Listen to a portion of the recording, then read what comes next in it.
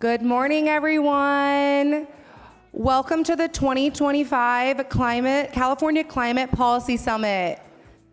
My name is, Policy Climate Summit. Thank you all for coming. My name is Allison Hilliard, and I am the Legislative Manager with the Climate Center, and I am going to be your MC this morning. Woo! You will all find a QR code at your table that will take you to an online agenda where you can also find information about our speakers and our sponsors for today. If you already have the EventLeaf app, you can use that to access the same content. You are going to hear me say this a lot today, but you will find 3x5 cards on your table that you can write questions on, and when you raise your hand, a volunteer will pick them up. I want to acknowledge our fabulous sponsors. This day would not be possible without you. We are so very grateful to our Emerald sponsor, Sunrun. Big thanks to you. Many thanks to our Platinum supporters, Peninsula Clean Energy, Heirloom, Bay Area Air District, and General Motors. And thank you to our other sponsors, including individual donors. I invite you all to visit the tables of our sponsors out in the foyer. Our ticket prices do not cover the costs of the event, so our generous supporters truly made today possible. If you are a sponsor, please stand up. Let's give them all some love and a big round of applause.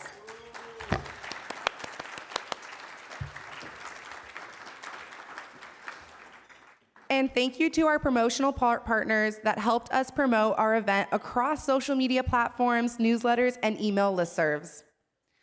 Okay, so we have a few housekeeping reminders for the day. Please tune your phones to silent so we do not disrupt our wonderful speakers.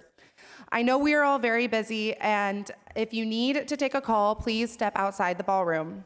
The Wi-Fi is limited in this ballroom, but you can try to use your phone as a hotspot if needed. Otherwise, Wi-Fi is available in the lobby with no password required. I think we are all ready to get started with our 2025 California Climate Policy Summit. Woo! Not only do we have an outstanding lineup of speakers from state government, environmental justice orgs, advocacy groups, and the business sector, covering a range of important topics. I also want to acknowledge that today is the 55th anniversary of Earth Day. What a wonderful way to celebrate by spending your day with the Climate Policy Summit. We are excited to hear your questions and hope today's discussions help reinforce our current goals while also inspiring new actions and policies. Before introducing our next speaker, I want to recognize the deep, enduring human connection to this land and the wisdom of living sustainably within it. This knowledge passed down over thousands of years is more crucial than ever as we strive for a climate-safe future for everyone. Now, I'd like to invite Albert Titman, Sr. and Jr. to the stage.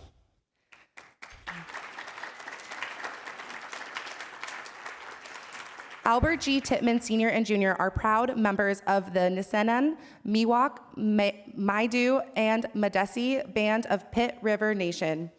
Albert Sr. is a Deputy Director of the Native Dads Network and former Associate Director of Cultural Integration and Development at Springer Behavioral Medicine for the Telework Indian Health MAT project. Albert provides culturally sensitive services that incorporate Native American wellness modalities in his work. Albert Jr., guided by his love for his people and the land, honors his role as a father, son, and brother while drawing strength from his ancestors' resilience. He is the Impact Youth Coordinator with the Native Dads Network, advancing cultural traditions and wellness. Albert is pursuing a degree in Native American Studies and Political Science through the Native American Student Leadership Program at the American River College. Thank you so much for joining us.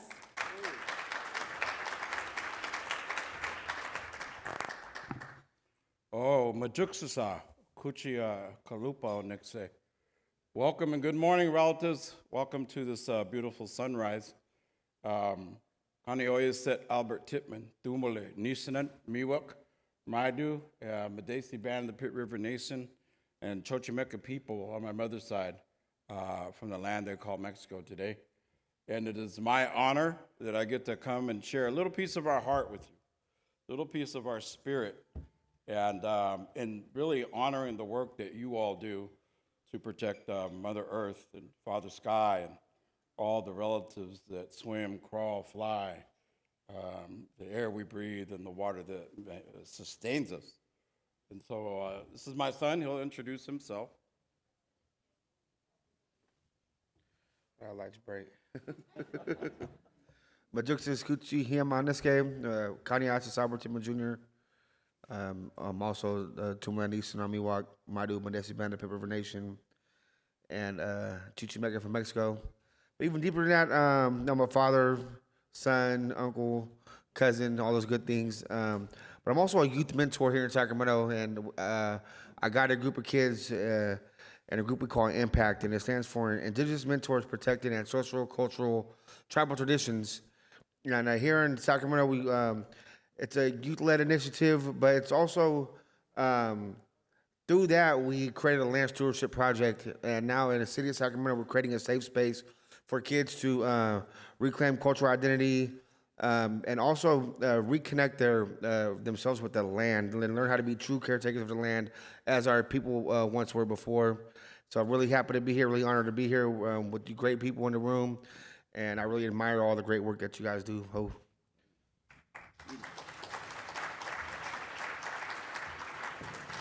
So if anyone in this room wants to network and connect with Albert and the great work that he's embarking on here with the Land Stewardship Project, we'd be more than willing to collaborate. I want to share that our tribal ancestry, we believe that we were created right here where the four rivers flow.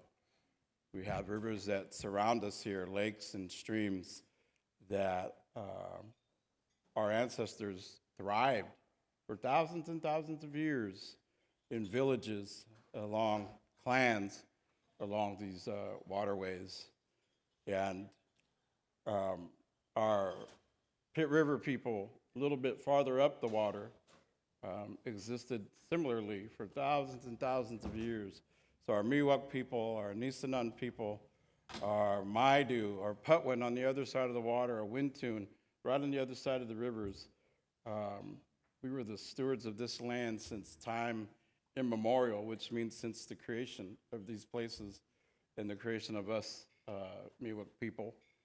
The original name of our people is Wapumne, which means people of the earth. And it's no wonder that our spirit just always draws us back to the water, always draws us back to the lands, always draws us back to the forest, the riparian corridors, the flora, the fauna that exist. We say in our DNA. So we are of the water, we are of the land, we are of the plants and the animals. They came before us, so we believe that as tribal people in this region, and that they gave of themselves so as human beings could have life. And it's our responsibility to continue to uphold those teachings, those principles, those values of reconnecting back to the land. And so we feel honored and blessed to get to share a little piece of our acknowledgement of this beautiful land that we're on, because for generations our people have had to endure, survive, thrive, resiliency at its finest. Some atrocities that have happened here in the state of California and across the United States, specifically here being forcefully removed from the waterways, moved into rancherias and reservations where we weren't allowed to connect to the land, where hunting and fishing was no longer allowed, and we had to depend on government rations for us to live. And so fast forward to our generation, we're blessed that we have these opportunities, we have the choices, and we're teaching our kids. It's our responsibility. It's not just a right or a privilege, it's a responsibility, and we have to hold ourselves accountable as we're learning to call back our identity as tribal people in this region, as we're learning to make relations with all of our relatives and forgive. So we're on this journey of forgiveness for all the things that have happened so that we can continue to thrive and come back and being good stewards of the land that our ancestors laid down for us. And so we're going to close with this song. And the song is a blessing song, and it just is asking Creator to send the spirit of wind to help clean the earth, clean our path as human beings. We need help sometimes to, in our life as human beings, we need help from our elements. And many of in society have turned their back on the elements, the water, the land, the sky, and we're calling it back. And this song helps us call the wind to help clean it.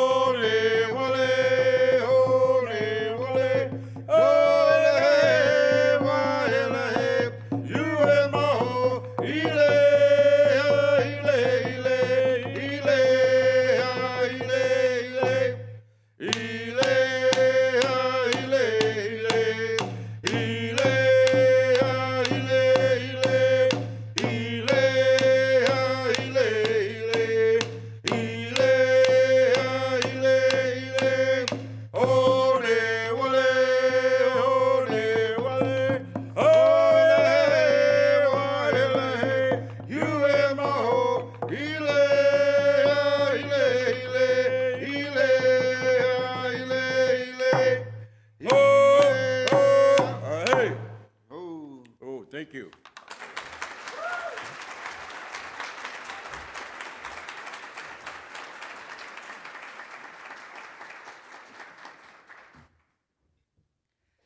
Thank you to both of our wonderful speakers for that incredible acknowledgement.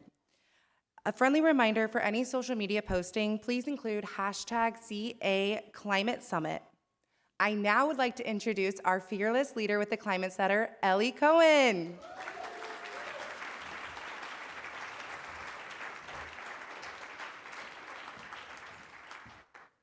Thank you so much, Allison, and thank you to the Titmans. We really appreciate that. It was very moving and important to connect us to the land and the place where we are today. Thank you so much. I understand there's some terrible traffic, so there's some folks who haven't arrived yet, but we are sold out today and really appreciate everybody being here. I'd like to know, is the pro tem here, or he is? Okay, there he is. All right, well, come on up. State Senator and Senate Pro Tem Mike McGuire. More, come on, our climate champion. All right, so a brief introduction. Senator McGuire, my state senator, was elected to the California State Senate in 2014. He's a third-generation Northern Californian whose family farmed prunes and grapes in the Alexander Valley of Sonoma County for nearly half a century. Mike served on his local school board, city council, board of supervisors before being elected to the Senate. He represents the 2nd Senate District that stretches from the Golden Gate Bridge to the Oregon border.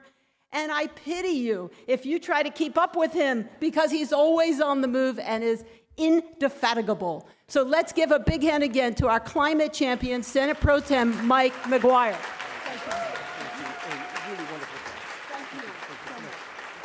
Good morning.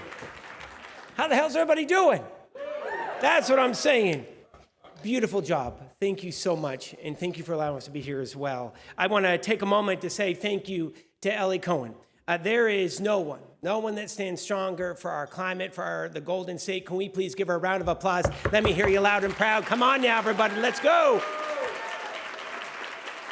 Wanted to acknowledge the board of the Climate Center for their incredible work. I would be remiss if I did not send some love to Barry Vesser, who I've been honored to work with for, a couple of decades now. So, my goodness, thank you so much, Barry. Look, for nearly a quarter century now, the center has been a major force in turning ambitious vision into effective policy.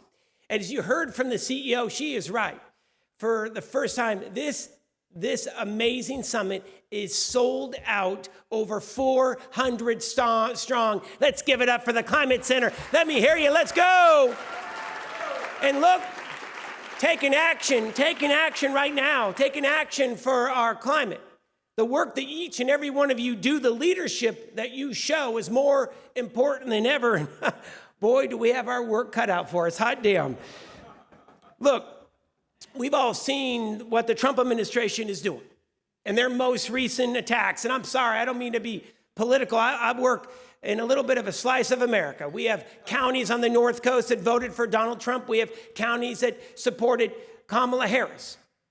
And I'm a firm believer that we have to work together. But we also have to stand up and fight back when a hostile administration is coming for the people, the policies, and the progress that we have all fought so hard for. And what we know right now, under the most recent attacks on national monuments, public lands, clean air waivers, and nonprofits who are leading the way, not just to help impact positive change when it comes to our climate, but also supporting our most vulnerable communities. We got to fight for them as well. And you know, today is Earth Day. And what we have been told, there is an executive order that the Trump administration is now going to rename it Scorched Earth Day. I don't know if you heard that. Look,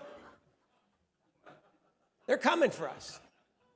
And I don't mean to be hyperbolic, but they're coming for us. They're coming for everything that we stand for.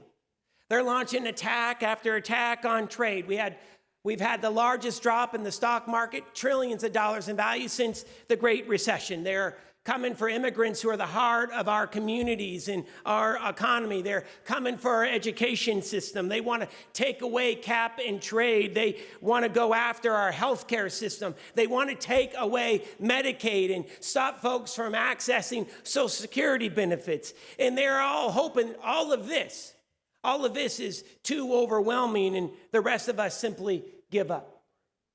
But let me be clear.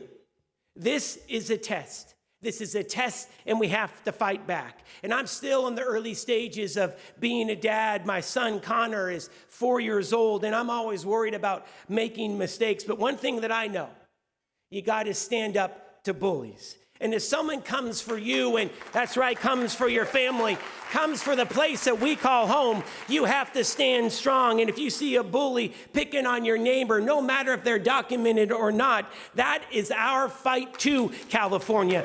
And that's what we have to do. We have to stand up to these thugs. We have to stand up to these charlatans. And I know that times may look bad in our country, but I'm a firm believer that it's always darkest before dawn. Am I right?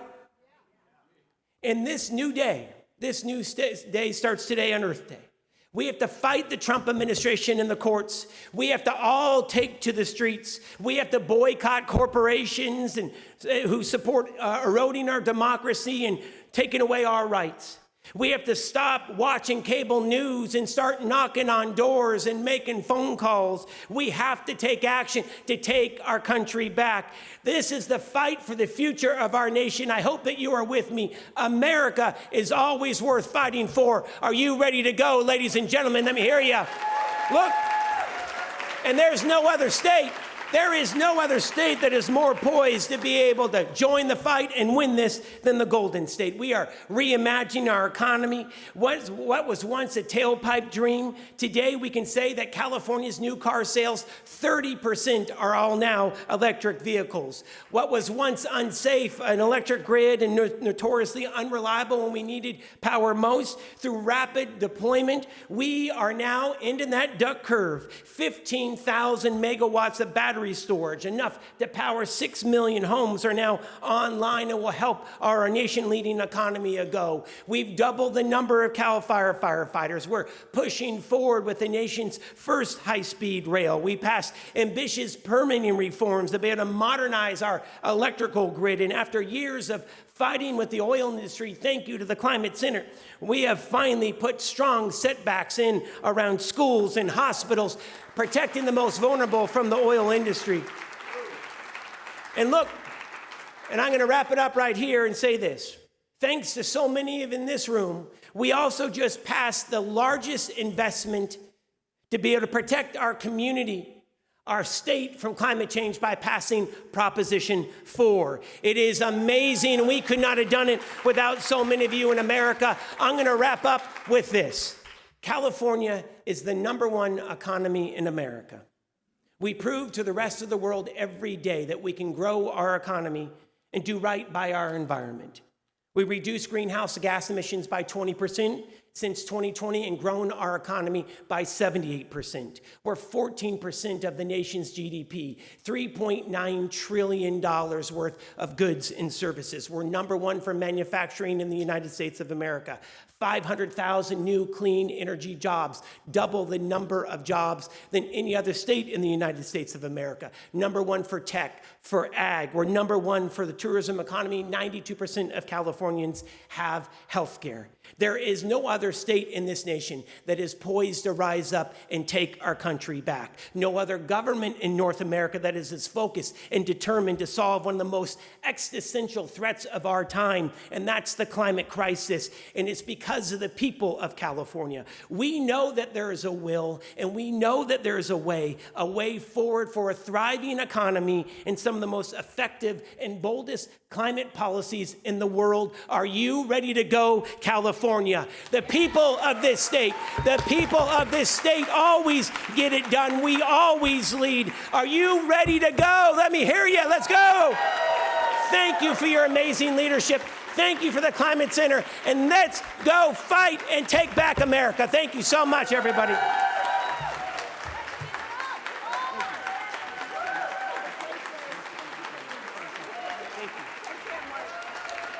Let's give it up for Senate Pro Tem Mike McGuire. Thank you. Woo! It's a busy day on the Capitol, and we're so grateful he was able to come here today. So welcome, everybody, and that was a great warm-up. We should have him come a little later, like right around 1 o'clock after lunch, and re-energize us. Thank you, Senator McGuire. So welcome, everybody, and thank you for being here today to build power and solidarity across our work and across our organizations as we work to achieve our urgent goal of accelerated, equitable climate action here in California. We need to show Washington, the rest of the country, and the world that equitably addressing climate change is how we build sustainable, vibrant, and healthy communities. And I want to acknowledge, while Mike kept talking about the Climate Center, all this work isn't about any single organization, is it? It's about all of us and all the work that we do together. So let's give ourselves a hand for all that fantastic work.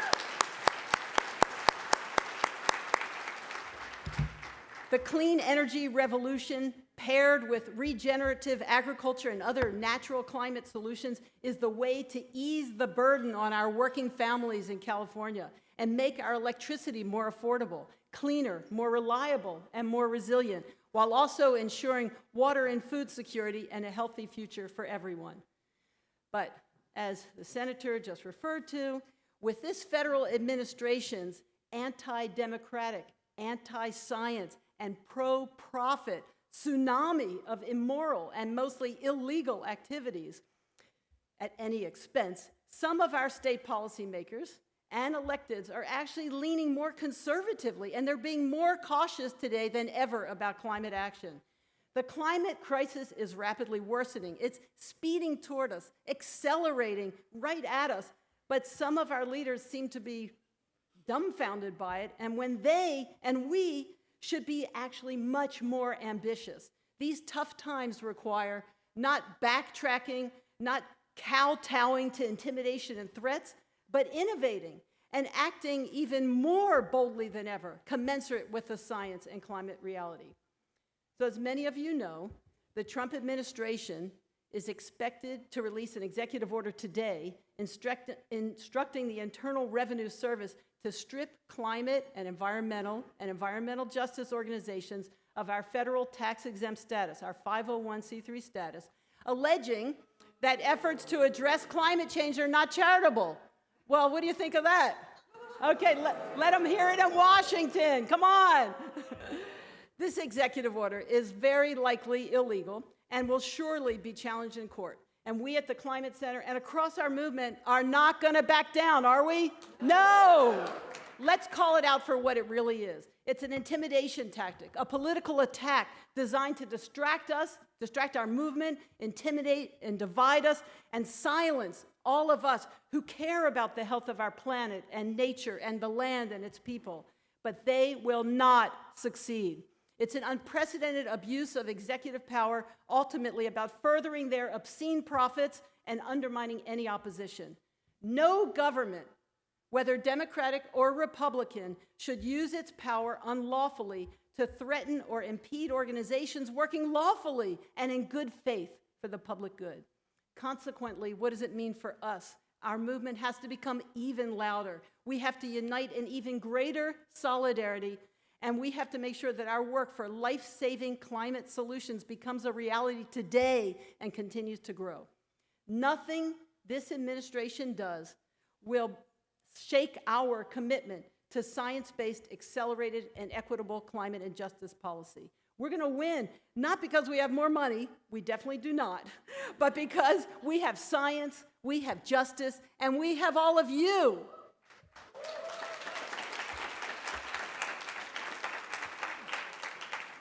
I invite those who are interested at lunchtime to come together to the tables to my far left, your far right. At lunchtime, we can talk about some of the things that some groups are already planning to do about this potential executive order and other challenges that we're facing under the Trump administration. So please join us over there. We're here today at the 2025 Climate Policy Summit to discuss critical policies that will help California significantly and equitably cut its climate pollution and be a model for the world. While the current regime in Washington clearly disagrees, everyone has the right to clean air and clean water and nourishing food and safe and affordable clean energy. Today at the summit, you're going to learn about, or actually many of you are going to be teaching us about how we can transition to a clean energy future and a range of solutions from virtual power plants to utility reform that will make electricity cheaper for California's families, from regenerative agriculture to natural climate solutions that will make our lives healthier and safer. And as we learn about these policies today, we're going to learn about how we can fund this transition. First and foremost, making polluters pay for the damages they have inflicted on our climate, our communities, and our ecosystems. These efforts will raise billions of dollars to help pay for climate calamities, for climate mitigation and adaptation, and increase affordability. And great news, thanks to so many of you in this room and many, many others, the Make Polluters Pay Climate Superfund bill passed in the Assembly Natural Resources Committee yesterday, 9-4. Give yourselves a hand. Really great work. It's time to ensure that big oil, which has been making billions in record profits, pays their share. And it's time to end other state tax breaks and subsidies for oil and gas companies. We have huge opportunities to address affordability also through the cap and trade reauthorization, but only if we reform the program. Simply reauthorizing it as is not enough, because what does it mean? The state undermines its ability to achieve its climate goals. We keep polluting frontline communities, and we leave literally billions of dollars on the table. Last year, cap and trade actually gave away in free allowances almost $1 billion to big oil at a time when the state was cutting climate programs and big oil profits were soaring. Is that acceptable? No. A little louder. No, not at all. It's going to take a lot of hard work to get where we need to go, but this is what we need to do. We're today, and through different sessions and during our plenary, we're going to hear about efforts to dedicate percentages of the Greenhouse Gas Reduction Fund to increase our resilience to growing extremes. We're going to talk about it for our communities, for natural lands, for agriculture in urban areas, to address the deadly impacts of worsening heat extremes, to increase climate-friendly management of our forests and wetlands, to increase good wildfire management and manage nature to be more resilient. We're even going to be considering approaches to responsible technological carbon removal. We need to remove upwards of 1 trillion tons of past climate pollution in addition to cutting our everyday emissions in order to secure a stable climate. And speaking of communities and impact, you probably heard recently about the announcement that the Valero refinery in Benicia is going to be closing next April. Well, it's exciting in one way. However, There are 400 workers and their families and a whole community that are not prepared for that closure. There are many people in this room working for a managed, planned transition. This isn't actually how we hoped it would happen. While many of us want to stop our carbon pollution immediately, we have to figure out a way to do it that protects workers, that protects our communities and our economy for everybody. So we can do better. This afternoon, we're going to hear about the Phillips 66 refinery closure that will have spokespeople from the fence line community residents, labor leaders, and state representatives. We have to find creative new ways to work with labor, to find common ground, and to move forward in mutually beneficial ways.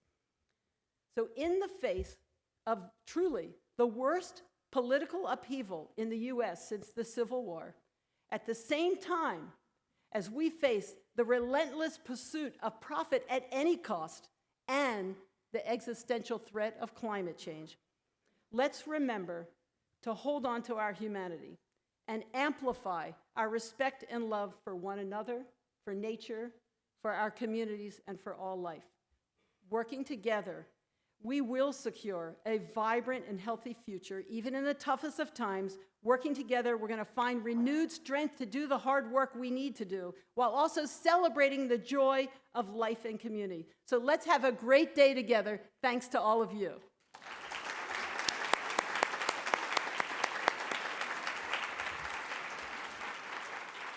Before I move on to our next speaker, I just want to invite you all to join us at the end of the day to celebrate our 2025 California Climate Champion, Senator Monique Limon. So please come at 5 p.m. It'll be a wonderful celebration together. And now it's my great pleasure to introduce Dr. Katherine Hayhoe, who will be joining us via Zoom. We're honored to have her today. She's an atmospheric scientist whose research focuses on understanding the impacts of climate change on people and the planet. She serves as the chief scientist for the Nature Conservancy and is a distinguished professor and endowed chair at Texas Tech University. Dr. Hayhoe has received numerous awards, honorary degrees, and recognitions for her work, including being named one of the Time 100 most influential people and a United Nations Champion of the Earth. Please join me in welcoming Dr. Hayhoe. Thank you so much.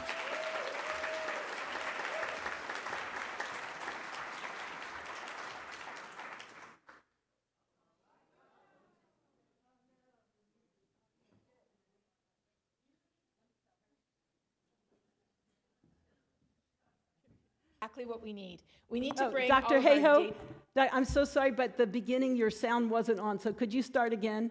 Thank you dear. so Okay. much. We can hear you now. Welcome again, Dr. Hayhoe. Thank you.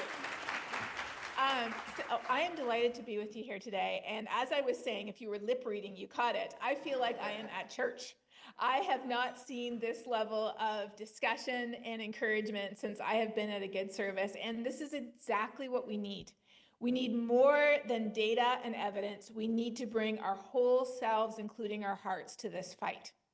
So I want to share with you where we came from, where we are, and where we're going. And one of the things I am most proud of is over 20 years ago, I led the first assessment for California that showed the difference between a higher versus a lower emissions future. It actually showed the difference in the choices we make for our future. And that led to the executive order making California the first state in the country to have mandatory greenhouse gas emission reduction targets.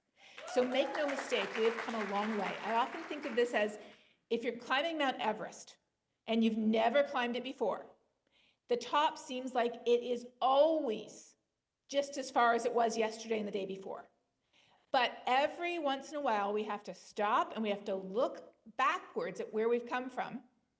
And when we do that, we see that we have already come so far.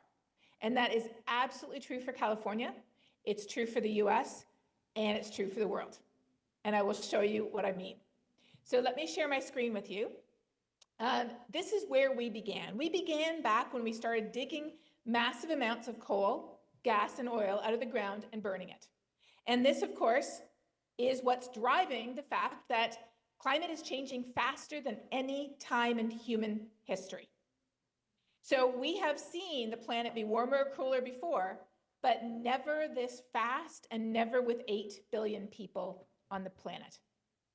10 years ago, I was a lead author on the National Climate Assessment.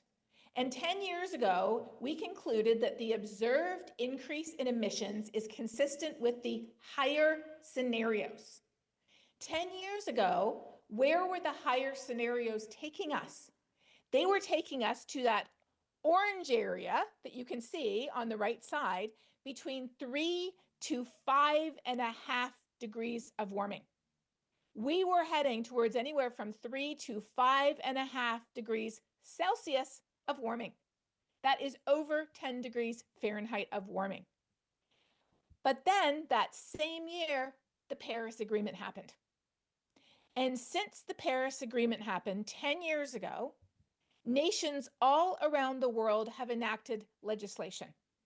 Some of those nations have enacted dozens of pieces of legislation. As you can see here, the majority of countries around the world have climate legislation, and this is actually from last year. We know that clean energy is taking over the world. The 10 top countries by share of renewable are Norway, Brazil, New Zealand, Denmark, Portugal, Sweden, and my home country of Canada.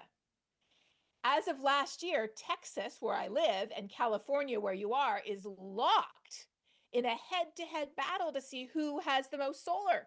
1 week it's Texas, then it's California, then it's Texas, and Florida is trying to catch up. We know that the UK is setting records, that Africa is setting records. We even know that China is setting clean energy records. And so as a result of all of this action, we know that today, according to the latest climate action tracker thermometer, we are heading to a world that could be 2.7 degrees Celsius warmer. Now remember, we were heading to 3 to 5.5 degrees before. So in 10 years, we have lowered that potential range to 2.2 to 3.4. It's still not good enough, but it is a lot better than we had 10 years ago.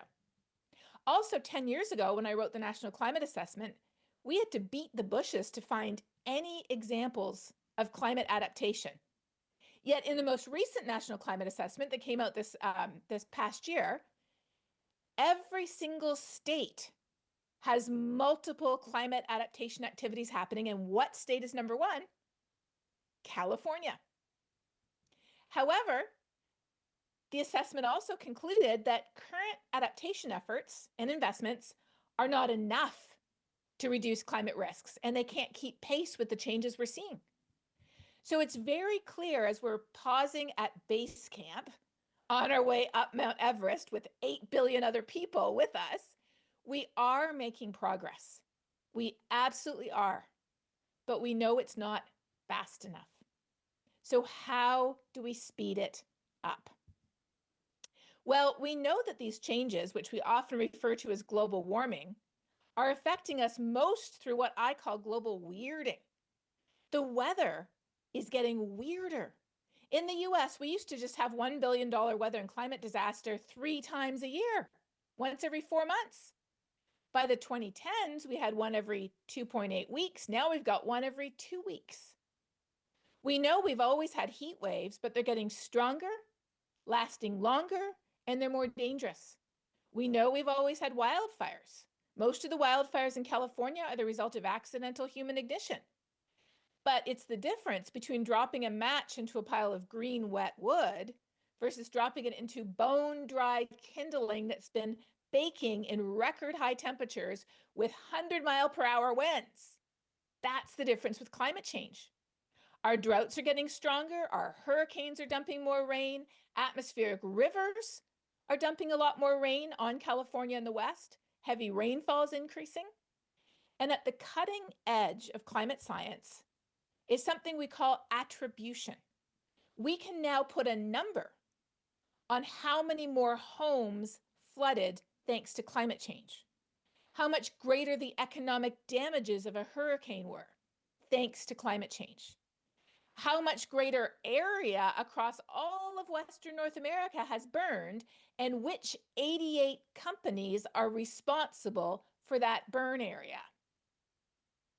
And of course, sadly, we can even put a number on how much worse climate change made the LA wildfires, the estimate being 35% more likely than they would have been without global warming. There's no question that we're conducting an unprecedented experiment with the only home that we have. And it does not matter where we live, and it doesn't matter how we vote. The LA wildfires did not knock on people's doors and say, "Excuse me, who did you vote for in the last election?" before it burned down their home. If we live on planet Earth, we are at risk, and climate change stands between every single one of us and a better future. And if people don't know that, it's because they have not made what I think of as the head to heart to hands connection. They haven't connected what they know to why they care to what they can do about it. We've known about this issue for a very long time. These are the scientists who originally told us that digging up and burning coal and gas and oil produces heat-trapping gases that are building up in the atmosphere, wrapping an extra blanket around the planet, causing us to warm. These are the scientists who told us. The scientists who worked for the oil companies knew this decades ago. You can see that this is actually from 10 years ago, so make that 50 years. The scientists who worked for the auto companies knew this decades ago. But it wasn't until climate change moved from a comfortably future issue that we didn't have to do anything about to a, oh, it's actually happening now issue, which means we had to do something about it, that denial and pushback began. Before Jim Hansen testified to Congress in 1988, before the IPCC was formed in 1990, before Time put the planet on its cover as Planet of the Year in '89, people viewed this issue as a future issue that they didn't have to address. But in the 1990s, climate change abruptly transitioned from a future issue to a present issue, and that meant we had to do something about it. And at that time, you're going to have to put on your glasses here, but I'll read you a few highlights. These were the richest companies at the time. And if you look down this list, almost every company, not everyone, Kodak certainly gets a pass here, almost every company here made most of its money by digging up, processing, selling, or making things that burn fossil fuels.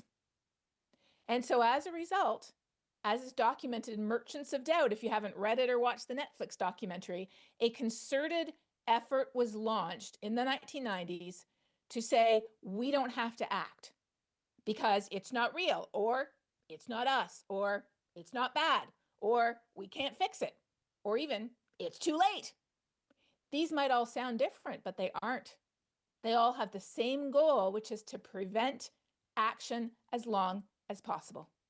And so today we are living in the full flower of those seeds that were planted back in the 1990s by those who had the most to lose from climate action. But when I see these headlines, and there's more headlines every single day, and when I open my social media and I get comments like this every day in my social media, these are comments directed specifically to me, in case you're wondering, I have thousands of them. When I see these, I know something. What I know is that people don't really have a problem with the science itself because they're still using stoves and fridges and airplanes. It's the same physics. And they don't even have a problem with lack of education because the smartest people are the most divided. But what I know is that these people are in the minority.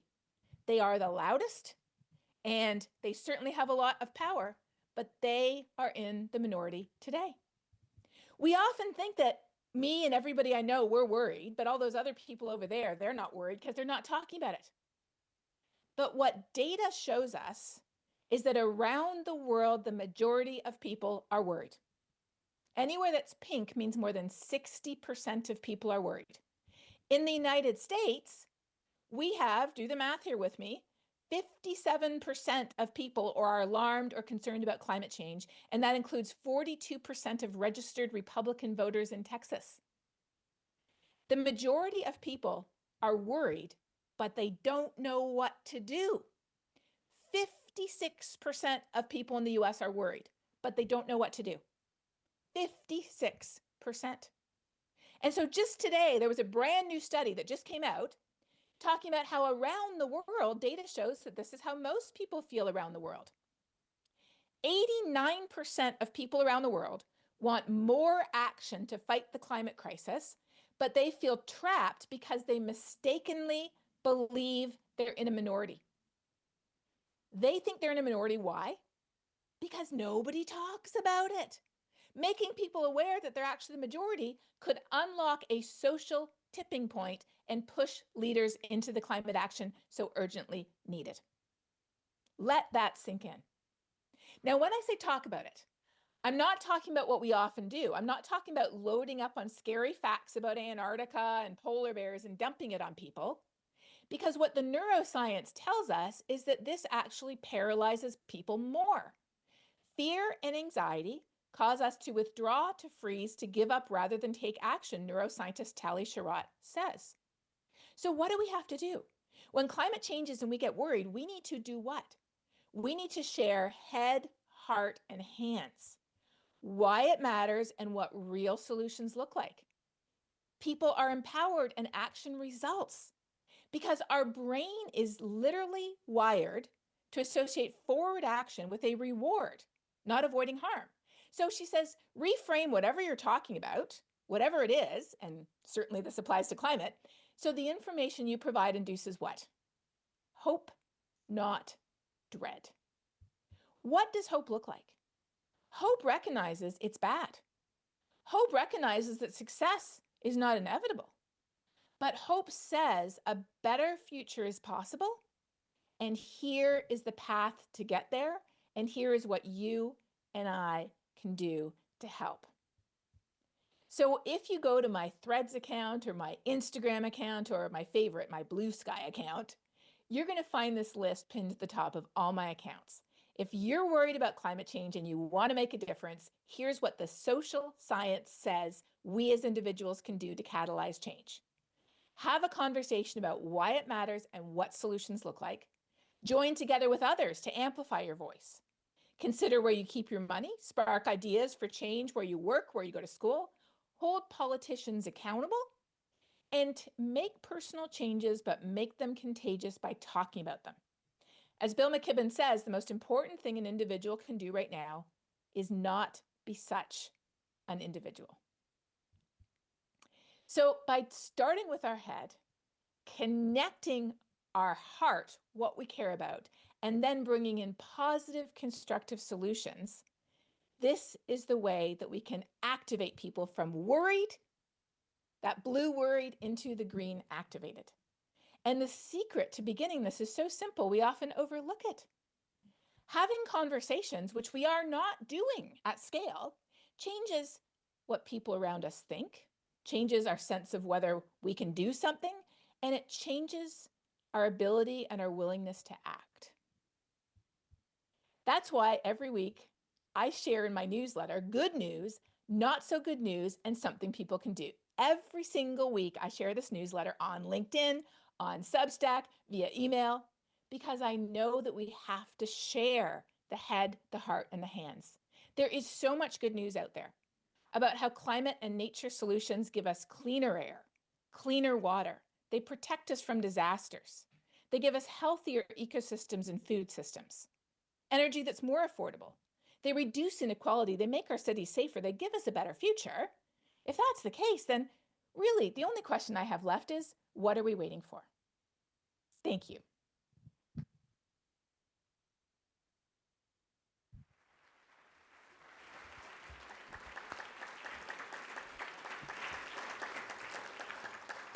Thank you so much, Dr. Hayhoe, for that wonderful presentation. I would now like to introduce Cesar Aguirre. He is the Air and Climate Justice Director at the Central California Environmental Justice Network and a co-founder of California Youth versus Big Oil. Cesar was part of the fight to get life-saving oil and gas policies signed into law. Woo! These include 3,200-foot setbacks between communities and oil gas wells and speeding cleanup of idle oil and gas wells. I would now like to have him come up to the stage. Thank you so much for joining us. Thank you, everyone. I love that Dr. Katherine Hayhoe spoke about Everest. One of my favorite books is a book called The 17 Indisputable Laws of Teamwork by someone named John C. Maxwell. And one of those laws is the laws of Everest. And in that law, it says that you cannot go alone, you have to have a team, and you have to learn from those that came before you. And there is no one that has been there before longer than frontline community members and those that are most directly affected by it. So, thank you. So when we look to validate the lived experience of community members, when we want to do people-driven data, it is important to not just create data for the sake of data, but create data for the sake of validation, to prove that what people go through, what they experience, how they feel is the truth. And when they feel that data reflected not only in them, but in their community, they feel that sense of unity, they feel that sense of power, and a willingness to suffer not under oppression, but to rise against it and to fight, right? Pollution is localized, and to a certain point, it's a type of endemic, right? For corporations and companies, what they would wish more than anything is to make sure that their effects stay where there is a little bit of political will, where the folks don't have a voice and where their politicians wouldn't listen to them. But we know from studies in Harvard that worldwide, 1 in 5 deaths is caused directly from fossil fuels. So I come here from Kern County, which is the epicenter of oil and gas extraction in California, and I always tell myself that it's important to think globally but act locally. And I want to share with you a few examples of how these local effects have directly pinned community members against the wall, and they've been willing to stand up and fight against it, right? In 2014, there were 8 homes that were evacuated for 9 months due to a pipeline leak that it ran across their entire neighborhood, and it caused an evacuation. But those folks in a small town in Arvin that lived on a street called Nelson Court stayed active. They stayed willing to validate their lived experience through data, through community science, taking air samples, hosting air monitors at their house. And after 4 long years, that community came together to pass the first setback in an oil-producing town in California.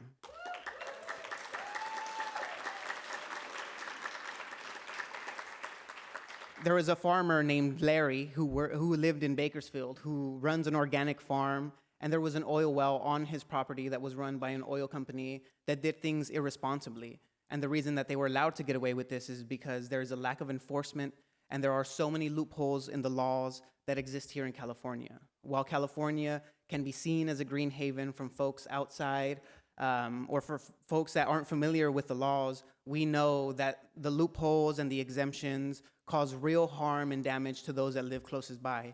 And one day when that rig was being operated on during high winds, an oil mist spread across his entire farm, got on his trees, on his plants, ruined his greenhouses. It even caused hair loss and deaths of his baby goats on his farm. Larry stood up, he spoke out, he reached out to organizations that can help him, and within 1 month, that well was plugged and totally abandoned. It's no longer there anymore.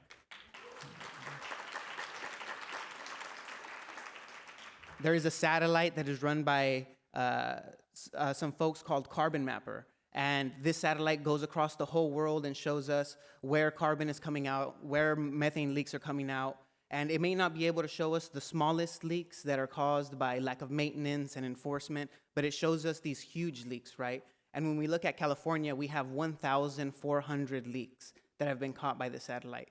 That's more than Russia. That's more than anywhere in the Middle East. That's more than the entirety of the EU combined. California has a carbon problem, and lack of enforcement and lack of proper protections is the direct cause of the fact that California has more leaks than the majority of the world.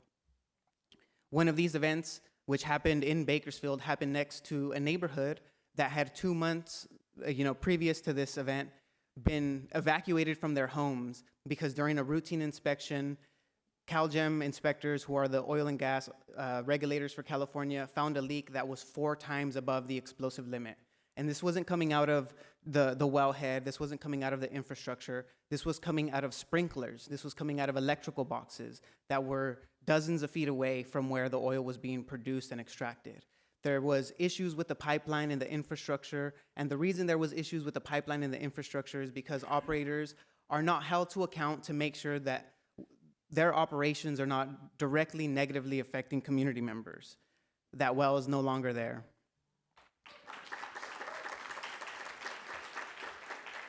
All of these events happened in Kern County, in the epicenter of oil extraction in California. And in 2019, when Governor Gavin Newsom announced that he wanted to ban fracking, there was a public forum that was held in Kern County. And what did our supervisors say? That they wanted to make Kern County an oil and gas sanctuary county. A sanctuary not for people, not for homeowners, not for farmers or farm workers, but for oil and gas. Corporations and companies win when their effect stays local, when there is no political will for the people that are affecting them. And this endemic that affected frontline communities has become an undeniable pandemic that we call the climate crisis. We see it every week now, and thanks to Katherine Hayhoe for showing us how drastically the effects of this are increasing, and that now no one can escape the effects of these companies and corporations. But because these community members stood up, they had visibility, and there is power in visibility. Because when we see ourselves reflected in our loved ones, in our community members, in our neighbors, we can stand together and make sure that we hold not only these companies to account, but the politicians that are supposed to represent us and protect us to account.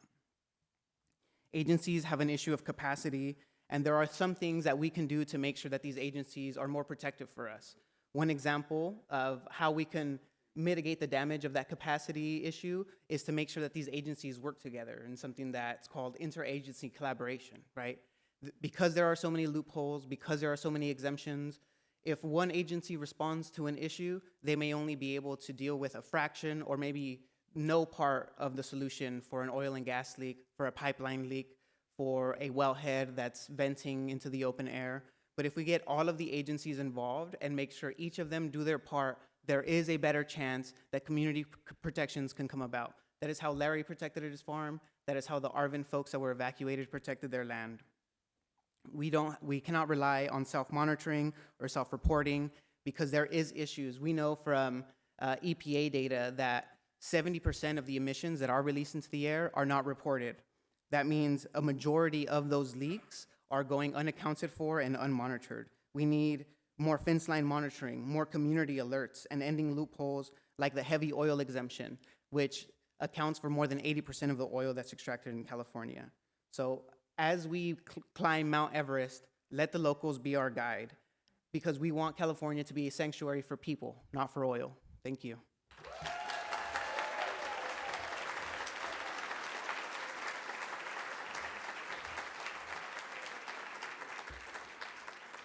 Thank you, Cesar, for that powerful presentation. I'd now like to introduce Leigh Adams. Leigh has been an educator at all levels of public and private schools and universities. Multiple artists' residencies have allowed her to share and express her passions for water optimization, glass, and mosaics. Recognition of her community work has been honored by the Global Citizen Award from the UN, an Angel Award from the LA City Council, an Outstanding Citizen Award from LA, and more. Those awards were lost along with a lifetime of memories when her home, rental unit, and art studio all burned completely in the Eaton fire. Unfortunately, Adams is not able to join us due to a personal injury, but we have a recorded video that we will play now. Hello, my name is Leigh Adams, and I'm sorry I can't be here with you today in person. But, surprise, I am an ash orphan. I am a first-hand feeler of what climate change is doing to all of us. My home, my rental unit, and my art studio were all lost in the Altadena fire, called the Eaton Canyon fire. Why? Because it's getting hotter and drier, and we still fail to do anything about it. One thing that is going to make a huge difference is people coming together like this today. This is how we do it as community, supporting one another, sharing with one another, inspiring one another. The reason I can't be with you is because I fell down and broke my knee and hurt my wrist. But is that stopping me? No more than losing my home and my art practice is stopping me, because we're running out of time, and our kids and our grandkids won't have the same opportunities that we've had. That's why I'm making this effort, because whatever I have left to give is going to education, because education supports community. And the more we learn about one another, the more we know we need to support one another. That's why we're here. That's why we're doing this. That's why all of us come together and give and share as much as we can. So what's happening now in Altadena? 3 months after a devastating fire where 9,000 homes were lost. My neighbors, not just homes, businesses. Oh, post office? Yeah, that's gone. Supermarkets? No more. Hardware store? Not anymore. Banks? Banks are secure. No, they're not. Not in the face of catastrophic climate change. And that's what we're facing. So if I could have been here with you, I would be. This is the best I have to give right now until I can walk again. But I will be doing local events here in Los Angeles, and I will be supporting the community that can make a comeback and support climate change so that we take care of Mother Earth and we allow her to take care of us. Thank you so much. I appreciate everyone who is here and what you are doing. And I look forward to meeting and hearing from each of you. Thank you.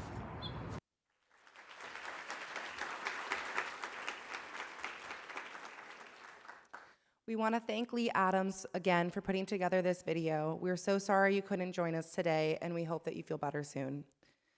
Our first panel today is on a managed transition toward fossil fuel phase out. I'd like to invite our panelists up to the stage, including our moderator for this panel, Connie Choe with APEN.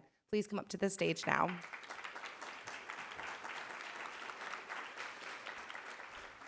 This panel will discuss considerations for the Los Angeles Phillips 66 refinery closure and how the closure relates to the broader transition away from oil and gas. A quick friendly reminder that every table should have 3x5 QA cards. Please fill them out as the panelists present. There will be folks moving around to collect them, so just put your hand in the air. Thank you so much for joining us.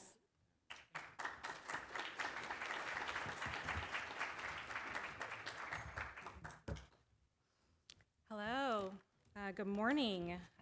It's been hard to say it's good lately, but it is so good to be here with all of you.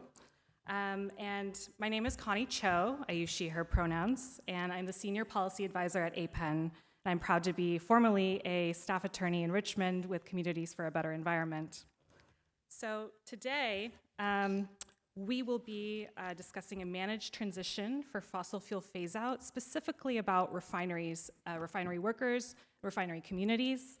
And I'm really pleased to be able to introduce our panel today from my left to right, so your right to left.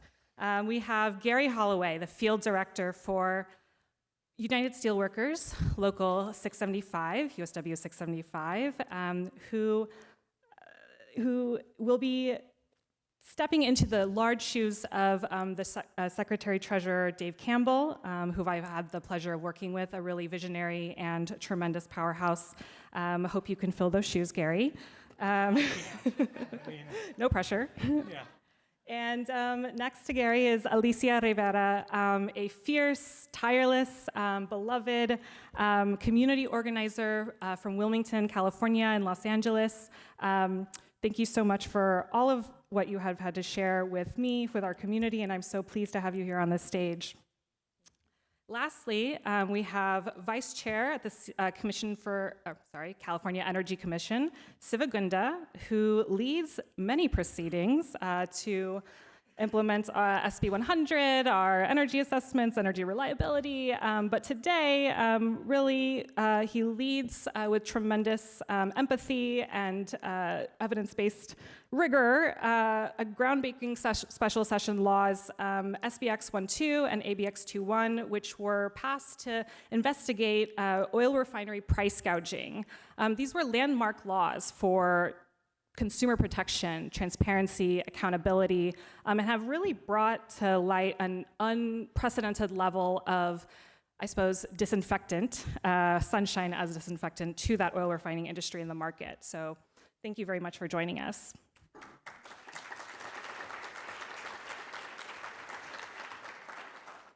Now, all of our panelists here today have a very different relationship to the oil refining industry, but perhaps not so very different, as we know that oil refiners are, I think we can agree, motivated by their shareholders and their profit margins. And the folks on this stage are motivated and have obligations to someone else, other people, people in our community, workers in our community, and all people of California.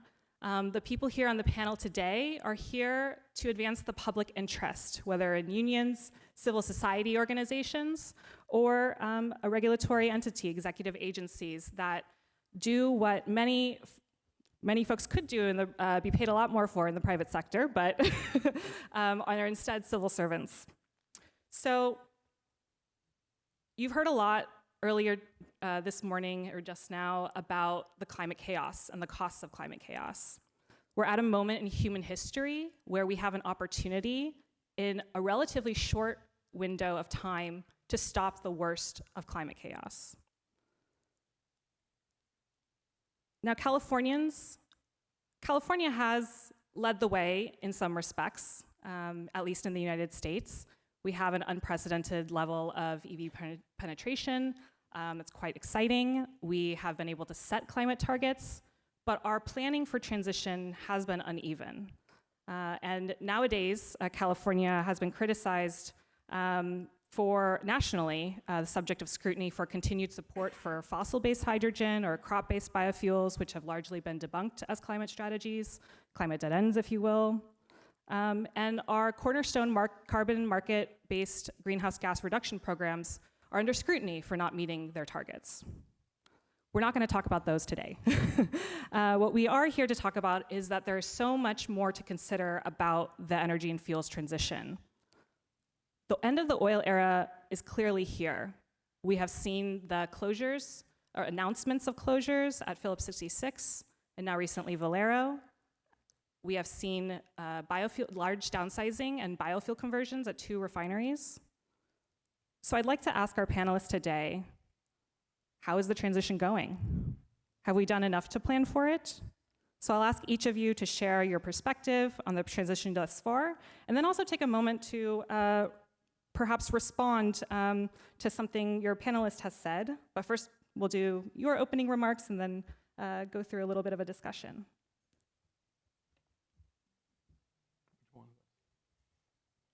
Okay. For those who know Dave Campbell, I have my own shoes. He has his own shoes. I'm not going to put them on. And but anyway, I've worked with Dave for over 30 years, so I recognize what Connie said about him. All right. So in 1990, I got a job at an oil refinery. For a poor working-class kid from Kentucky, I hit the jackpot. Okay.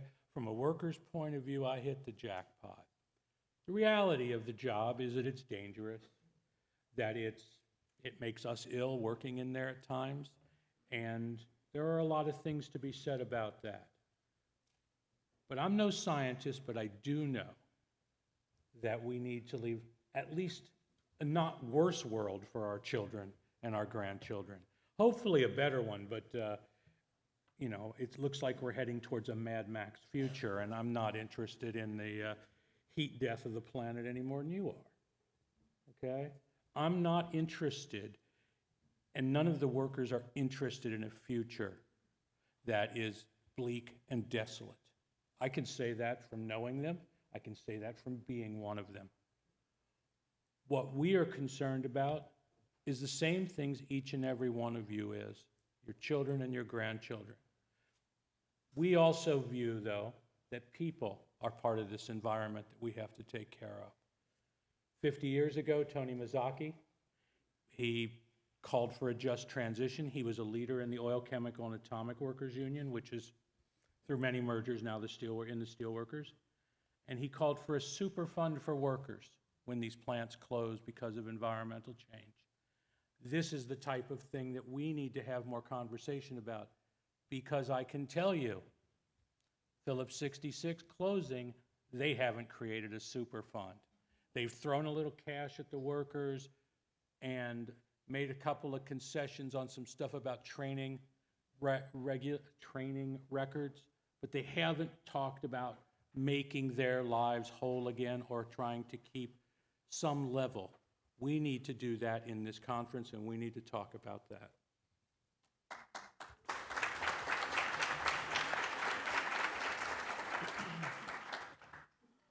Well, my name is Alicia Rivera. I'm a community organizer at the port area in Wilmington, where the Phillips 66 closing is. And I work with Communities for a Better Environment for many years, focusing on refinery work and fossil fuel phase down / phase out eventually, hopefully. So I will be showing you today some images to give you an idea about what people living on the other side of the refinery wall go through on a daily basis. And also talking about what's the situation after these refineries, Phillips and a couple of others have stopped producing fossil fuels, some of them switching to biofuels, as it was mentioned. And what's the situation with the fuel reserves? Will we have enough? And what next steps we're taking to provide for a good community project out of that land that should be clean after almost 100 years of operating in a frontline community that is very small, yet it has saturated by most of the oil refineries in California located there. I'll pass it on to you. Thank you. Good morning, all. Really grateful for the opportunity to be here, and thanks to the Climate Center for inviting. And Connie, thank you for your remarks, and both of you, Gary and Alicia, for your comments. So kind of have a few high-level pieces to kind of think through the oil transition in terms of facts. So I love the previous speakers, their ability to be so morally grounded, because it's clear on what needs to be done. But my job, unfortunately, is on the other side, which is to manage the transition in a way that we recognize where we are, and then how do we go to the vision we need, and what does the transition look like. And as we go from point A to point B, as both our speakers spoken, there are impacts for different people differently. And how do you hold the trust and the space to ensure that we transition moving forward? And recognizing fully that this cannot be solved by any one of us, it needs all of us. One of the things we need to avoid is a crisis-driven solution making. If it's a crisis-driven solution making that's compressed in a time frame, that means somebody's gonna be rolled. And we just can't afford that with the history we have about rolling who are not powerful, right? So how do we create the conditions necessary to actively plan for the broad transition? So from my vantage point, I just want to share a few data points for all of us to think through. We're the fourth largest consumer of gasoline in the world, right? It's the world, it's the United States, you have China, and between us and Brazil are third or fourth on any given day. As a state, we use that much petroleum. Second, we have 9 refineries that produce custom-made California fuel that is required for California based on regulations we have. Third, we use 98 million gallons of gasoline a day, a gallon per person in California. That's where we are today. And roughly what we've paid in 2023 was $70 billion at the pump to fill our gas tanks. Those are facts, right? And that has a lot of information within that. How are we going to move away from that in a managed fashion? Who pays for it? Who gets impacted? Can we do it? Can we appreciate the trade-offs and be at the table to talk through those trade-offs? I think that's the most important one.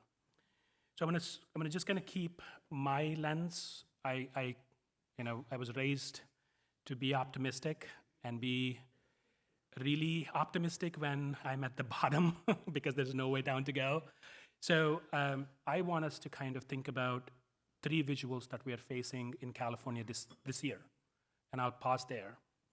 One, we had the fires that we just talked about in LA. And those were the fires caused by climate change, the thing that we're trying to solve. We had a fire at Moss Landing this year of batteries. The solution we believe is correct, and we're running towards that. There's a fire there. And there is a fire at the refinery this year in Martinez that we're trying to shut down. We need to manage all 3 fires, and we need to figure out how do we do it together. So my unfortunate or fortunate place to be in this role is how do we bring people together to make this our economy and our transition. Thank you.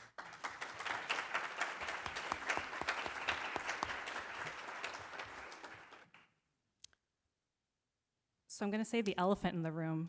I need all the legislators to brace themselves. The word gas prices. I'd really love to hear each of your perspectives on how you think about affordability and costs. Not necessarily, any given one solution, although one is very welcome. How do you think about it? Let's start with Gary. Well, I guess we're starting with me. All right, so affordability and cost.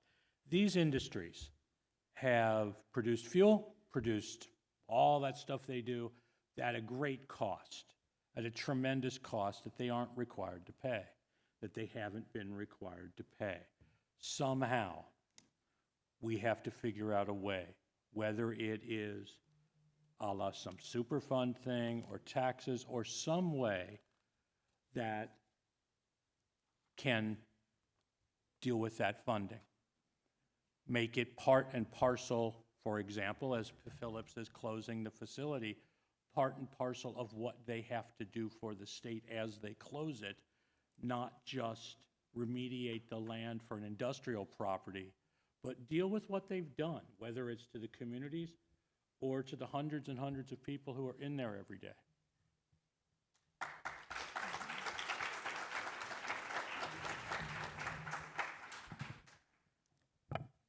Yeah, well, as we know, gas prices in California has been skyrocketing, and while there has been no regulations going on, refineries are able to just increase the price anytime they want to without anything going on. And that has stopped because now they need to be regulated. They claim reasons of turnaround or maintenance, not having enough reserves.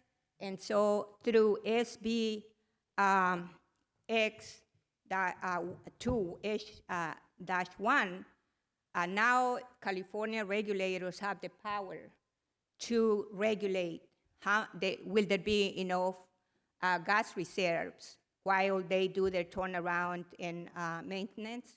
And also through SB X1, there is regulation for price gouging. And this is because we have been pushing for prices at the pump, and now we need to push for these refineries to transition into a phase out. And so that's how we're going to, I know the general public is worried about how this transition in refineries closing going to deal with, enough gas for consumption. So definitely. Yeah, I think from the prices, again, just observing just the data points and then kind of thinking this through into the broader equation. So as most of you have observed that the last couple of years, 2022, 2023, we had extraordinary price spikes in California. And that has been directly correlated to a lack of liquidity in California when there are planned or unplanned maintenance events that happen. So we know that when planned and unplanned events happen, there isn't enough fuel available, whether in storage tanks or just being brought in to supplement that, the spot market prices go up, and that kind of just shows up at the pump. So that's the basic mechanics of it. So when we move forward with the Benicia refinery, if we can't manage that, so just kind of making sure that we are, again, data points here. Today, California cannot meet its peak demand through the refining capacity it has. What we do is we build up our reserves, somewhere by June, July, and then we kind of go down, we draw them down as we go into the summer. Second, we have data to observe that over the last 5 years, the amount of imports coming into California are growing, right? So of refined fuel. So what will happen is it'll be a lumpy transition, meaning the demand's gonna slowly drop, and if a particular refinery feels like it's not profitable to operate, there'll be a competition on who wants to leave first. And for those who are remaining in California, will kind of enjoy probably a little profit margins again, and then you'll have another one exit. But what we will see is a regular delta, and that delta has to be managed through imports. So we need to kind of think through, if that is the strategy we're gonna work on, how do we facilitate that? Is that the strategy? But just if we don't manage them, every time you have a 10% refinery, 10% of a refining capacity leaves California, we're talking about maybe 7 to 15 cents additional to the gallon if we don't protect that, because we are now exposing our prices to global prices. So we are kind of hedging, and those gallons coming from Asia will be priced out with the transit on the vessel. So you just have to kind of think through, how do we kind of put regulatory constraints or regulatory structures to avoid that? Well, the demand for gasoline has been going down thanks to the transportation electrification policy, and that is hoping to continue as we need to meet the deadline of 2035 for end of combustion engines. So that transition needs to be managed, and the state is not attempting to manage the refinery phase out. They're only focusing on mitigating the impacts. But we do have some tools at our disposal that California can count on. For example, the SBX1 for price gouging, ABX2 -1, I get confused, for fuel reserves. We have the greenhouse gas scoping plan and other state policies. We have the Clean Air Act and other smoke plans, and that we need to strengthen all those policies. I'm not. Okay. So I guess from here I can. Yes. I'm not sure if I can read, but I guess I'm going to stand up. I have a few slides that I prepare, and I'm going to just run them really quickly. Okay. So, She's an organizer. She's improvising. We got our slides up finally. I usually don't need a microphone because I'm always shouting, but no microphone around, around. So I got it. So so what is happening in California, right? As I said, the demand is going down. 2 Northern California refineries stop production, one in 2020 and one in 2024. That's the Rodeo Phillips 66 in Rodeo and the Marathon in Martinez. And now we hear that the Phillips 66 in Wilmington, in Los Angeles, will be stopping at the end of this year. So even without those 3 major refineries stopping fuel production, we think we have enough capacity for the time being, because the demand is lowering, and it is hopefully that will continue. So how are people taking this news from the refinery shutting down in Wilmington? Well, of course, the people living with these conditions right here, children looking at the black smoke, not even a long block away from the refinery, and sometimes not being able to go out and play or to even go to school because they can't breathe, and flaring and explosions and continuous pollution. They are so happy that this refinery will be gone, but of course, the workers is devastating for them. Even where because the good-paying jobs are going to go away for these workers, and they need help. They need help from the state, but we need to stop all these sceneries of frontline communities being sick with asthma, with respiratory illnesses, and dying of cancer. It can happen in any of the 5 refineries that are near and in Wilmington and anywhere else in California. So the tools that I mentioned are available, but need to be straightened up.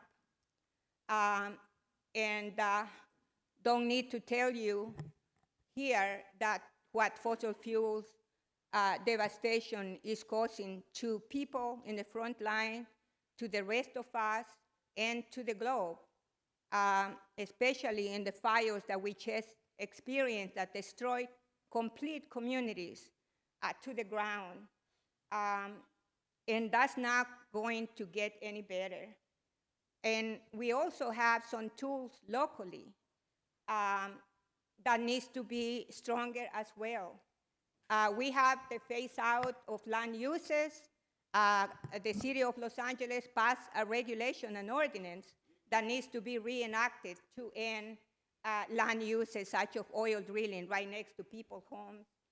We need land and water cleanup after a phase out, like the Phillips 66. We have some models for polluted pays into transition funds in Richmond with a Chevron refinery that we need to use for these other refineries eventually transitioning. And also we need the county and the cities to pass ordinances and policies on closures for these transitions. Just to end, communities don't want any more of what we saw, all these, well, now I got all confused. But we know that we need a transition, especially for our survival. Communities want a say in the decision, in these transitions of what's going to be being built in this land. They want walkable communities. They want clean energy with good jobs. They want adequate housing. Of course, we want these lands to be clean, and the soil and the land, and especially the air we breathe.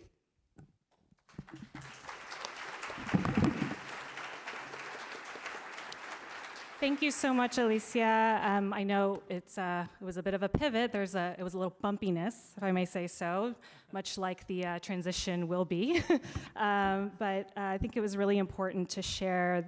You can see the human cost in Alicia's slides, and if you want to, you can also calculate the monetized social costs of health on the community, education, employment, et cetera. And I think that, we also talked today, Gary also talked about how there's more than just a gas price cost to consider when we are talking about affordability, when we are talking about who deserves investment and support in our state. And so I just want to also briefly say that, this conversation I'm so glad is on this plenary stage today. Workers and communities, as Gary alluded to earlier, have been sounding this alarm for about a decade or so, longer than a decade, that this transition point would come. And would just urge you all to look to the leadership of workers and communities. And I do want to close by asking each of the panelists to speak. And there's been a lot said about fights between workers and communities, or EJ always protesting the regulators. And I just want to ask each of you, do you think that we can come together as communities, workers, state of California, and find solutions in this transition? I'd say yes. And I'd say yes because we have been. Not because it's not aspirational. Dave, who you mentioned earlier, has worked with CBE for decades, I believe even on the board at one point. He and we, as a local, get some grief at times from people who make their living doing this work. But the reality that we are in the same fight gets through, and I think that people like Trump, in his little authoritarian way, go way out of their way to paint an opposition that isn't as there as they'd like to think.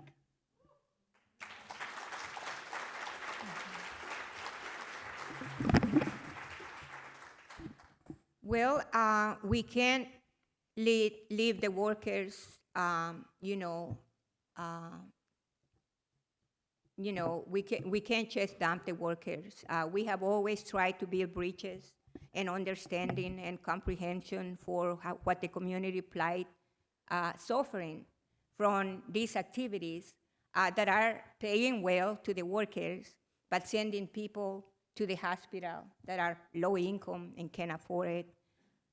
So it's an interesting, debate that needs to happen, and we have practiced it already, and we need to continue to do that.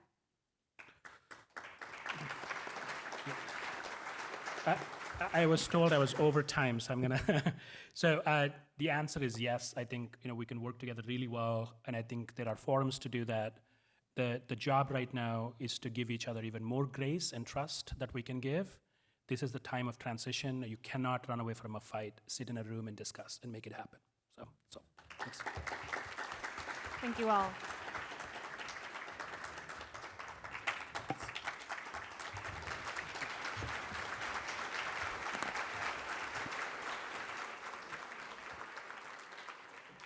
Thank you so very much to our moderator and panelists for the robust discussion. And we are going to go ahead and now move into our break. We have about 10 minutes for our break. Please check out our exhibitor booths during the break. We also have an Earth Day table outside the ballroom. If you did not see our bidirectional EV charging demo this morning, it is going to be in the front of the hotel, so please go check it out. And please be back in this room before 10:40 so we can start on time. When you hear the bell ring 5 minutes before, please start making your way in. We have a great climate leaders panel that you are not going to want to miss. Enjoy your break.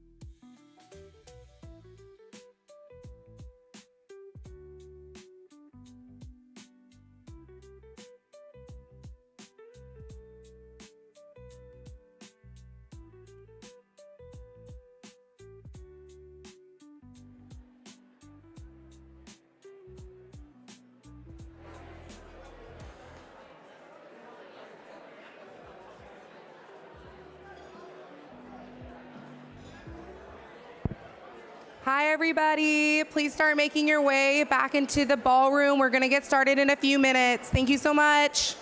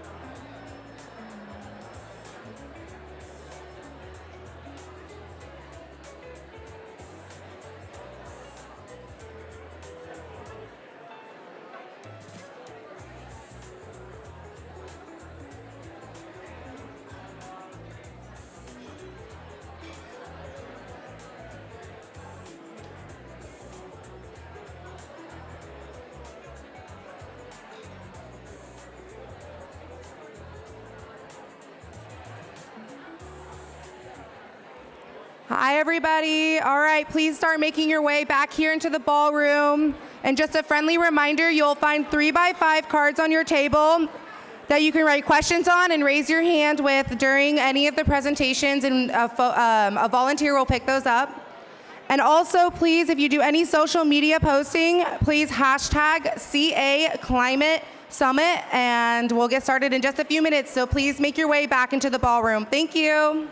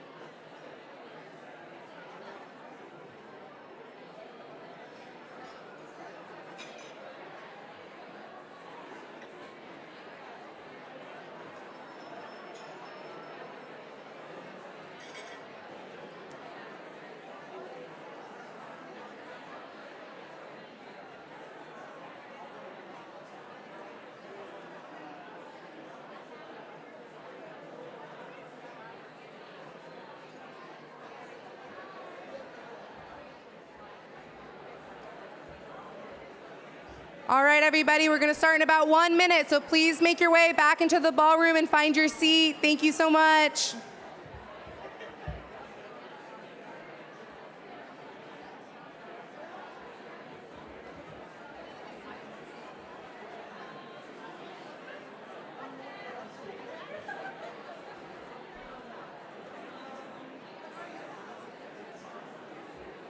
Oh, do you want me to?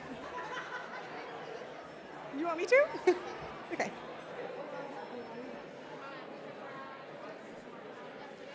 Whew. Yeah. All right. Welcome back, everybody, from your break. We hope you enjoyed your refreshments and made those key connections that you came here for today. Friendly reminder, you will find 3x5 cards on your table that you can write questions on, and you can raise your hand and a volunteer will come pick them up. All social media posting, please hashtag CA Climate Summit. All right, we're gonna get started, so please settle into your seat and get ready for this awesome climate leadership panel. Woo!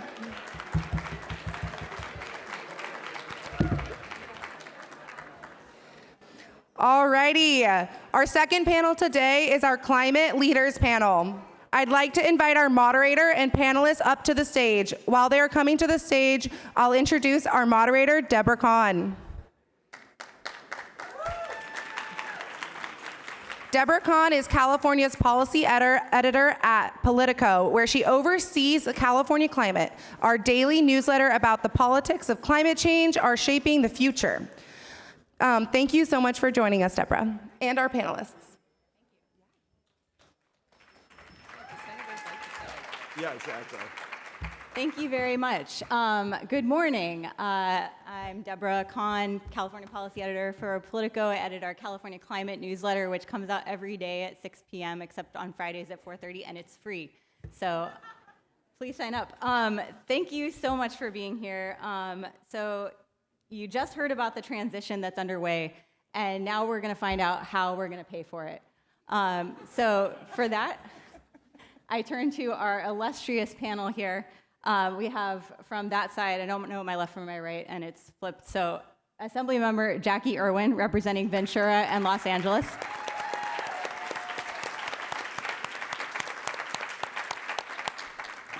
We have Senator Josh Becker, representing the southern San Francisco Peninsula, San Mateo, Santa Clara.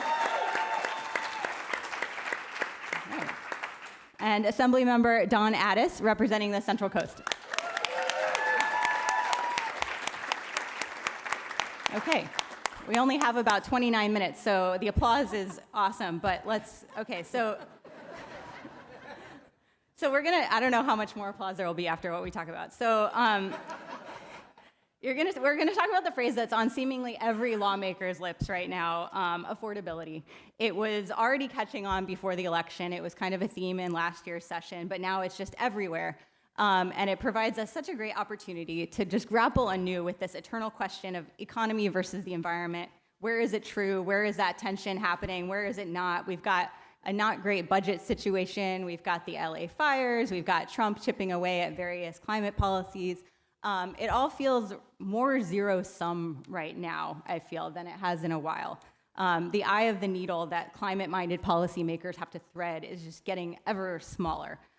So I'd like to set the stage by inviting you all to share for about 2 minutes each.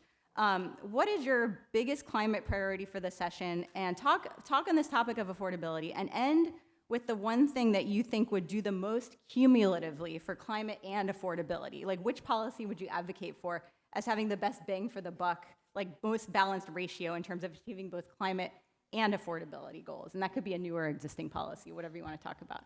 So why don't we start with Assemblymember Irwin? All right.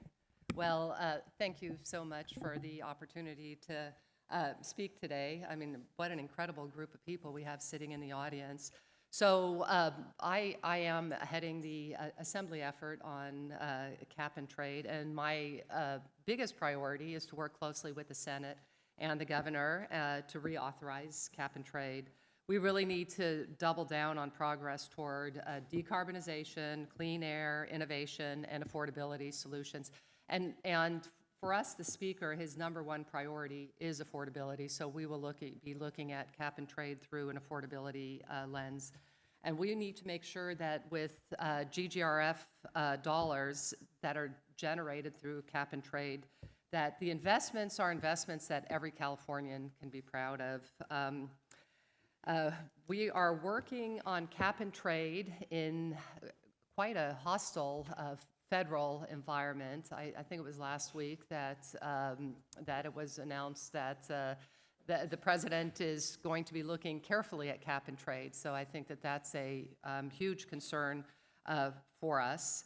But it does make sure that we double down on California's leadership. And what does climate leadership look like?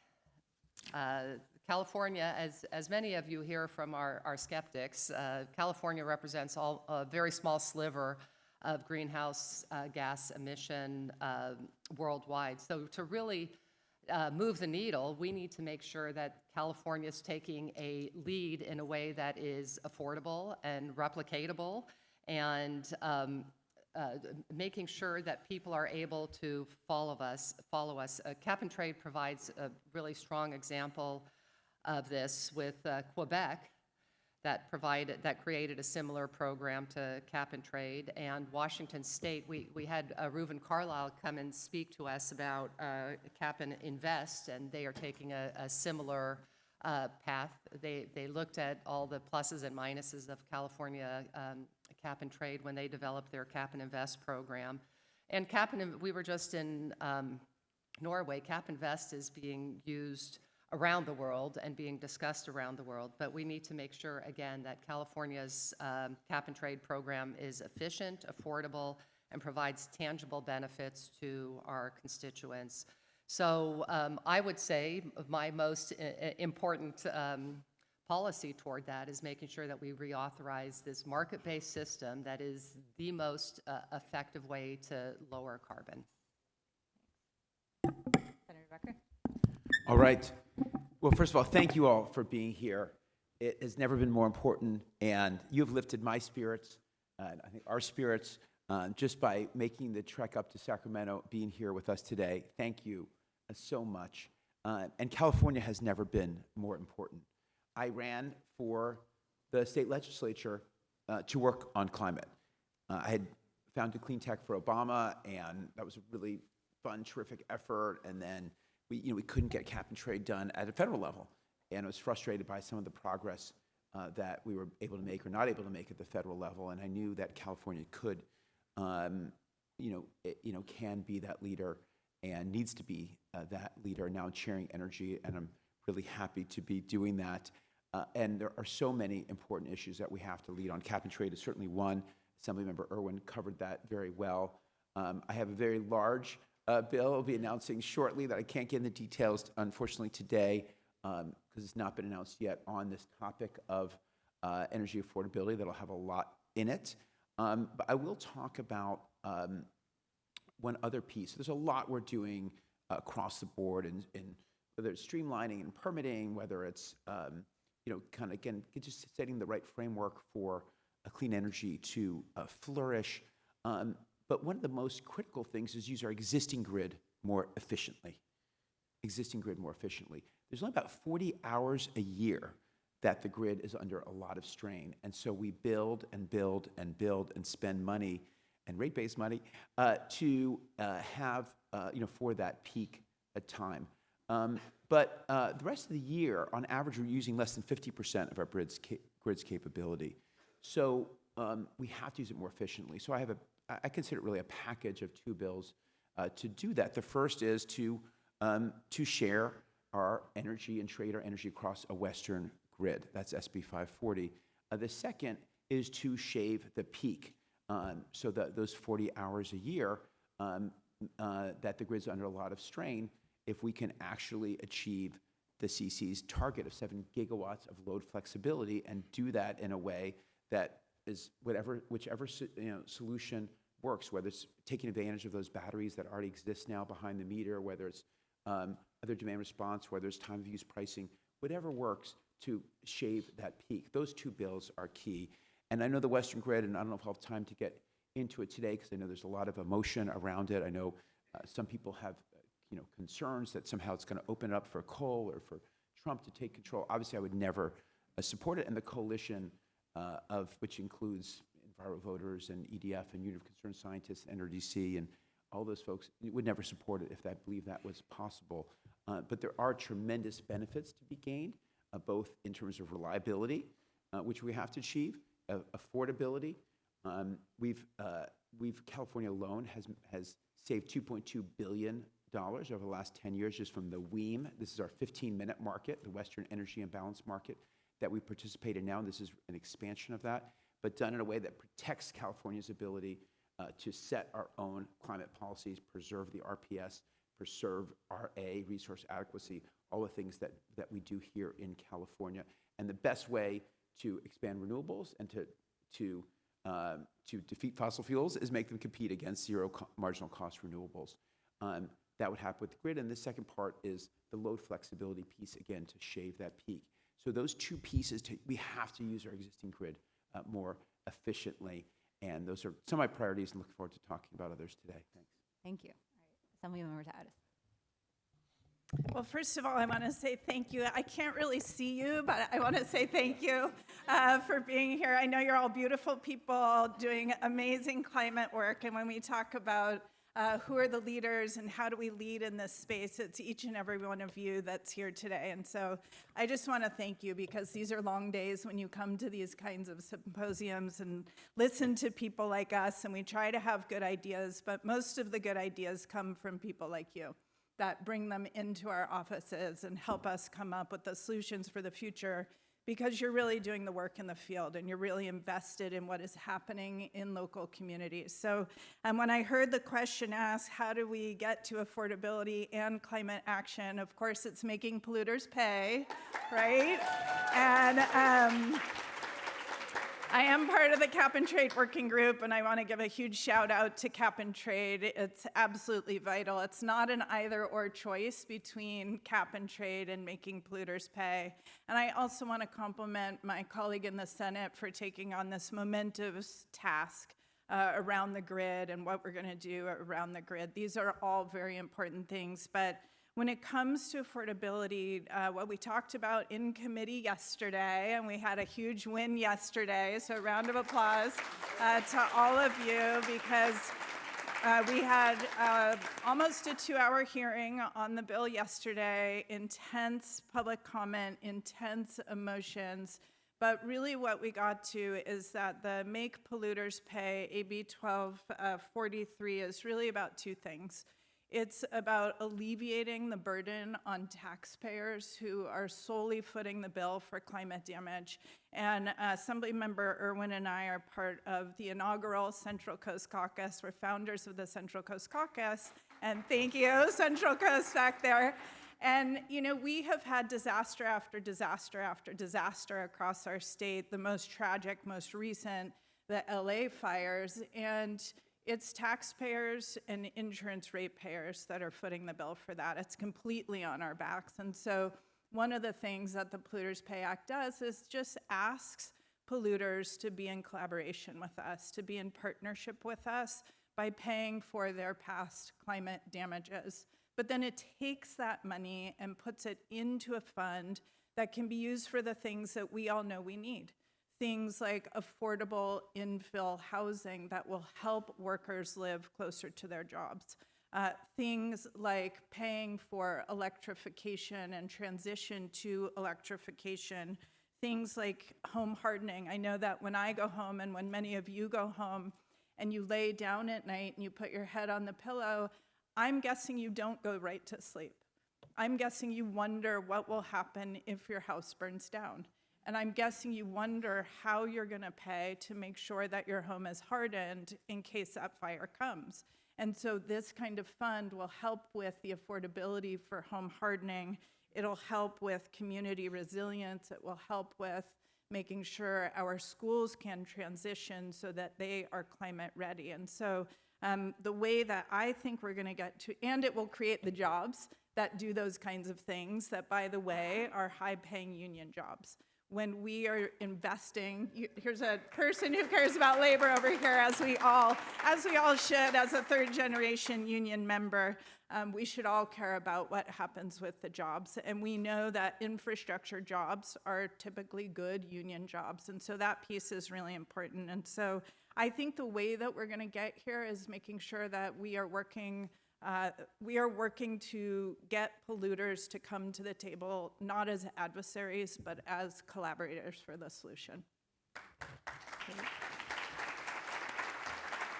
Thank you very much for setting the stage there. And we'll definitely come back to 1243. I want to drill in more. I wasn't going to start with cap and trade, but I feel like we probably should, just because it's so big. And now that Newsom has come out, so he was all, for those of you who aren't carbon traders, or those whose careers kind of hinge on the price of carbon that just moves like so sensitively. So Newsom had been being coy earlier this year, as early as late last month. He was like, oh, I don't know if we're going to get it done this year. We could. He mentioned it in his, so it expires in 2030, the current reauthorization. And so we have 5 years. So, it's not, I'm hoping you can also talk about why this year and why get it done. But basically he was saying he wasn't sure they were going to get it done. And then Trump came out with the executive order specifically attacking cap and trade. And then Newsom said, okay, we're going to get it done this year. So, so I guess my question is, what does it mean, right? What are we talking about? Can you, Assemblymember, walk us through kind of your concept of the universe of options? Like, what do we talk about when we talk about cap and trade reauthorization?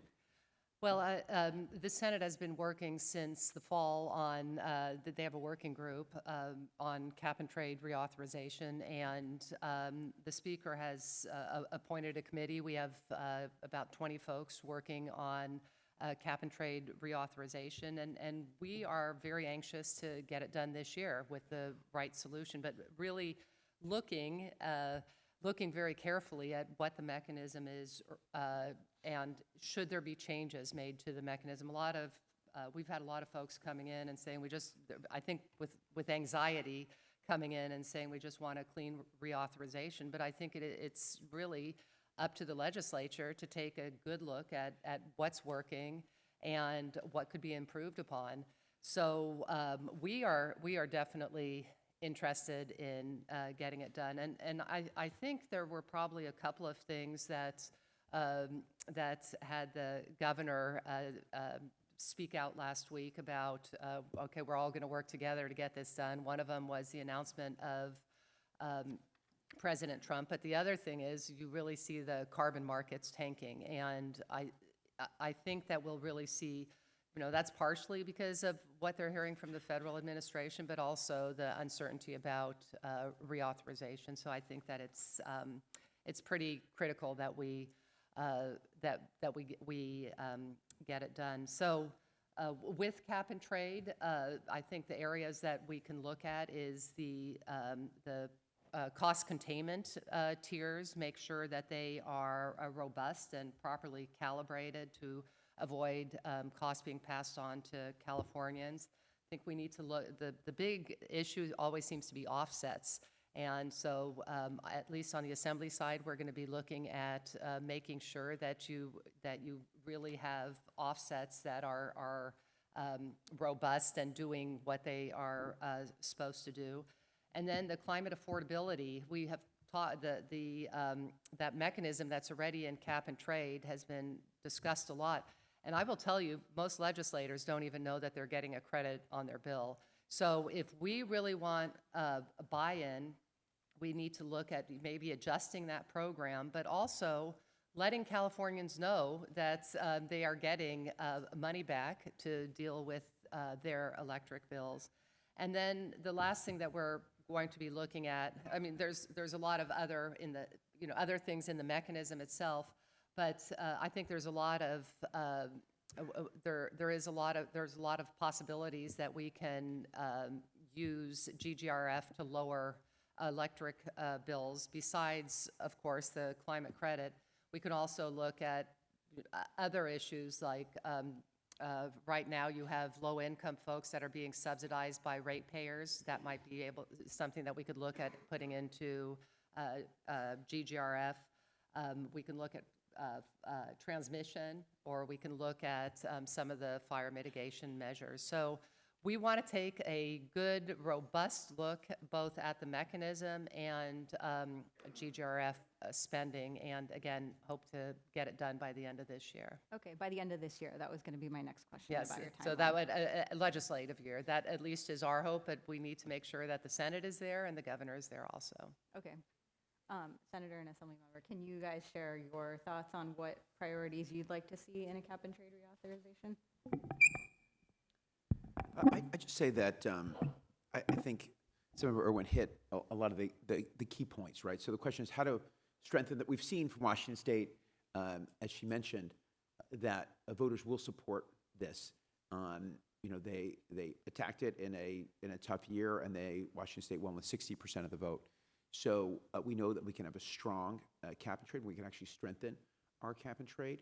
And then we need to make sure that the revenue side, people feel the benefits, because that was a big thing in Washington State. People really felt the benefits of free transit and some of the other pieces that the expenditures were used for. So we have to look closely at the expenditures as well. And so those will be, you know, a couple of the key priorities. I mentioned, we've had a working group meeting all the time, and we're excited to get this done. I think a couple things. One, Assemblymember Irwin is by far the expert between us on this panel, but a couple things that are always on my mind when we're talking about climate, whether it's cap and trade or Prop 4, the climate bond that we passed last year, or 1243 that I'm doing this year, is one, how do we make sure that it's effective, that cap and trade in specific is effective in lowering emissions, that it's not just a way for people to pay for emissions that they're continuing to produce. And I think that's critical always as we have the conversation. But the issue that I just mentioned that crosses any climate conversation is when we're generating revenue from that, when we have money that's going to come, that we make sure that it gets to every community in California. It's something that we've talked a ton about in rural areas and more coastal, less populated areas, that we want to make sure that whatever programs are put in place, whatever that money is used for, and maybe the utility bill credit is a good one. That gets to anybody who pays utilities across the state. But sometimes we set up programs and they tend to go to more populated areas, or they tend to go to places that simply have more capacity to draw down those funds. And so we want to think about anything that we create through an equitable lens. And we did that with the Prop 4 climate bond. We really had deep conversations around how do we make sure we have geographic equity, how do we make sure that we have capacity equity, how do we make sure that every Californian, no matter their zip code, is going to benefit from these programs. Thanks. Can I add one? Yeah, really quick, yeah. Just one quick thing, which is that, one of the reasons a lot of environmentalists have criticized cap and trade and say it takes focus from improving air quality. And I do have a bill this year, SB 318, which is focused on tackling air quality and lowering GHG emissions as a co-benefit. And as we look to also what could happen if they try to take away our waiver, for example, this will be really important, because when we look at best available control technology, we want to make sure it's not just, hey, let's get a scrubber in there, but actually look at zero emission technologies, and working closely with environmental justice groups on that bill, because the air quality is really important. Thanks for that. So that bill, do you see that moving in conjunction with cap and trade? Like if cap and trade doesn't move, like that bill wouldn't move? And also talk about, so cap and trade requires a 2/3 vote, right? So is that going to be the elephant in the room? Do you see other things maybe falling by the wayside? Do you have to reprioritize for like regionalization or Superfund or any of your other priorities? I don't think we have to, no, I don't think other things will fall by the wayside. Referring to that bill specifically, right now it's moving independently. I mean, I think certainly air quality is always, whenever we talk about cap and trade, air quality is a big topic. So whether this becomes a vehicle or something else becomes a vehicle in conjunction with cap and trade, I think we do absolutely, for our environmental justice communities, we absolutely have to deal with air quality. Okay. We are getting a lot of questions coming in about cap and trade. I'll just ask, there's a couple about volumetric rates and what that's going to do if we use the GGRF to offset that. There's one broad question that kind of goes to what I was wondering about, because we talk about the prices dropping, right, which is like bad, but then that's also like the money that people are paying, right? So there's kind of like a tension between not wanting the prices to get too high, but then those proceeds are very important, right, for all these programs. One person asks, why can't we just tax carbon instead of cap and trade? Yeah, that really goes down to affordability, that a market mechanism is really the way to make sure, when you're looking at what is the easiest way to remove carbon, what industry can easily remove carbon, and a carbon tax will certainly lead to, at least in my opinion, to higher prices for consumers. Thank you for that. Okay, so let's get into, yes, apologies. Okay, so let's talk more about AB 1243 a bit, Assemblymember Addis. I find it so interesting that Vermont, which has a Republican governor, let this bill become law without his signature, but it did become law in Vermont and New York. California's version failed last year. Senator Wiener's SB 222, which is a more narrow bill to let insurers seek climate damages from oil companies, that has already failed this year. So do you see a path forward? And does this also needs a 2/3 vote, I think, right? Talk about the politics and how you see the bill advancing or not. Well, I think everyone in this room knows that the politics of climate and environment are always tough. That's why you're here. That's why you show up every day. That's why we came to the legislature, is to do hard work. So I think when we talk about the politics, yesterday's hearing was a really good example. I watched the hearing from the Senate on the Senate side and kind of heard some of the things that were said in the Senate side and had to really think deeply about that before I walked into the hearing. And the big concern on people's minds is jobs and the economy. And that is why we have emphasized that this year. That's why our speaker is so in support of making sure that we are focused on affordability, is because that's what's on Californians' mind. I think the job we have to do with 1243, and I invite all of you and ask for your help in this, is making sure that people do understand this bill isn't just about retribution. It's absolutely not about retribution, the way some people want to say. It is not about punishing the largest polluters. It is about affordability for Californians and making sure Californians have the kinds of jobs that they want. And one of the stories I told yesterday, because there were a lot of things being thrown around in the hearing around who has the most validity in terms of talking about working people.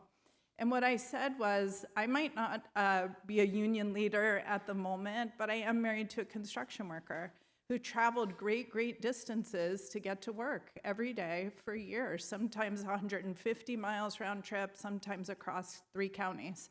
It was devastating when he didn't have work. We went through very challenging times when the construction industry dipped. At the same time, I have 2 kids, and they want jobs of the future. They want to know that when they go to work every day, they are helping the planet, they are helping their neighbors, and they are helping our world and our community.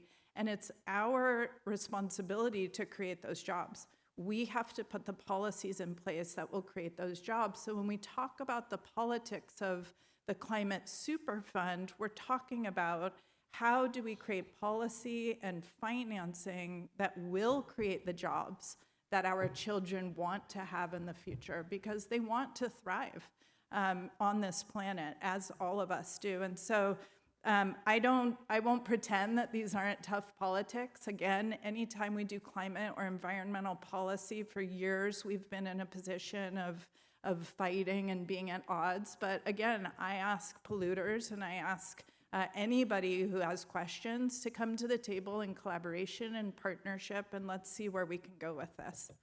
Thanks.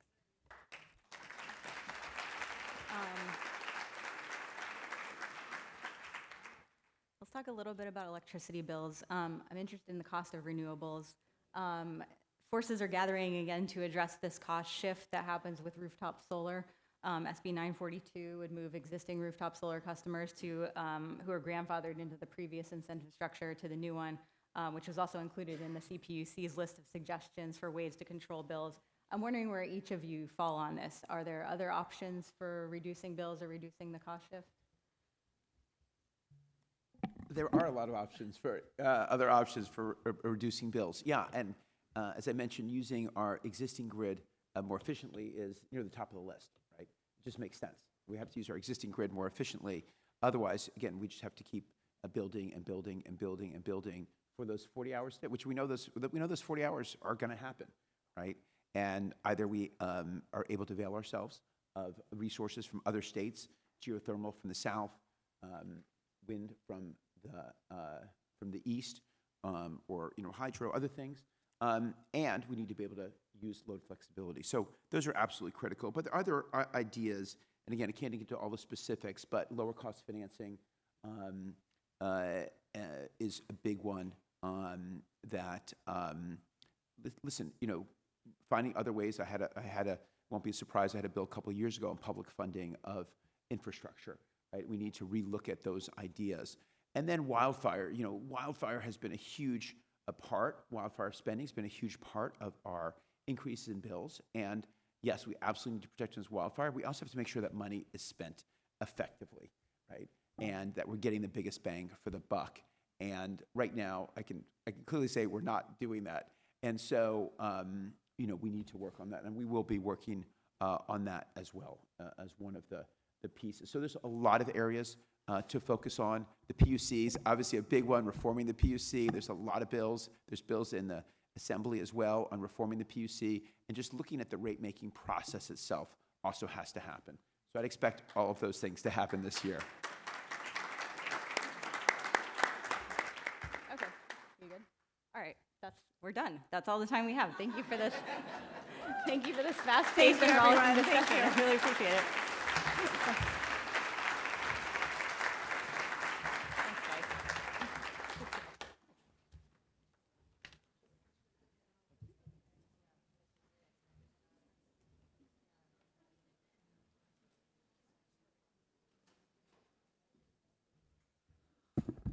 All righty. Well, thank you so much, Debra, Assembly Members Irwin and Addis, and Senator Becker for that thoughtful dialogue.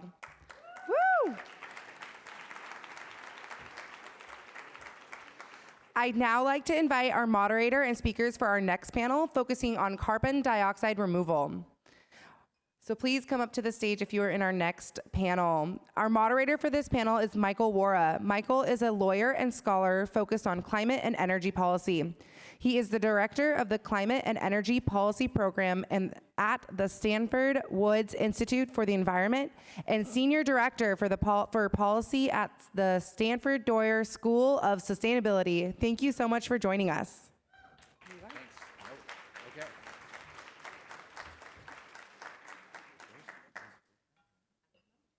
Do we have our third? Oh, yes. Great. There you are, Vikram. I was like, where's Vikram? All right. Thank you all very much. We're going to spend some time now talking about what may seem a bit of an obscure issue, but I think it's actually quite important, and California is a place where we need to be thinking about the long-term solutions for climate change.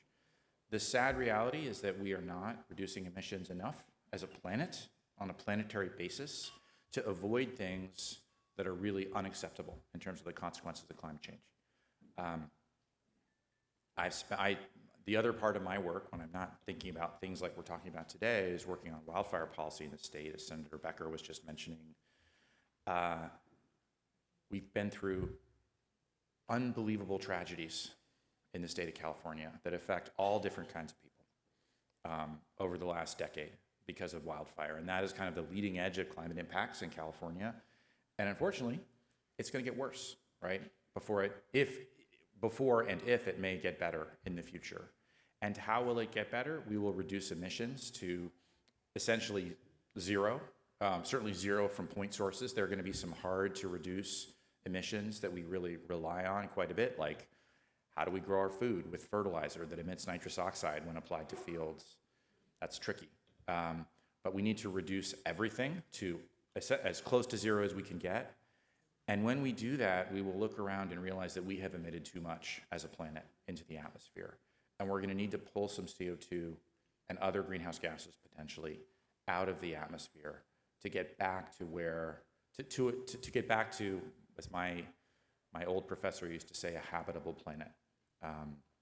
And so that's what this panel is about. It's about thinking through this moment where we are, walking away from, let's be honest, as a country, not a state, but as a country, we're walking away from some of the commitments we've made to reduce our emissions.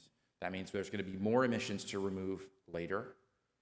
And what should California do and other willing states to step into the breach when it comes to carbon removal? And also, I think, seize an opportunity where the states that are interested in this issue, interested in how we get to a zero emission economy or a net zero economy that's prosperous and thriving, those also tend to be the states that care about things that you're not allowed to talk about if you're a federal employee, like environmental justice.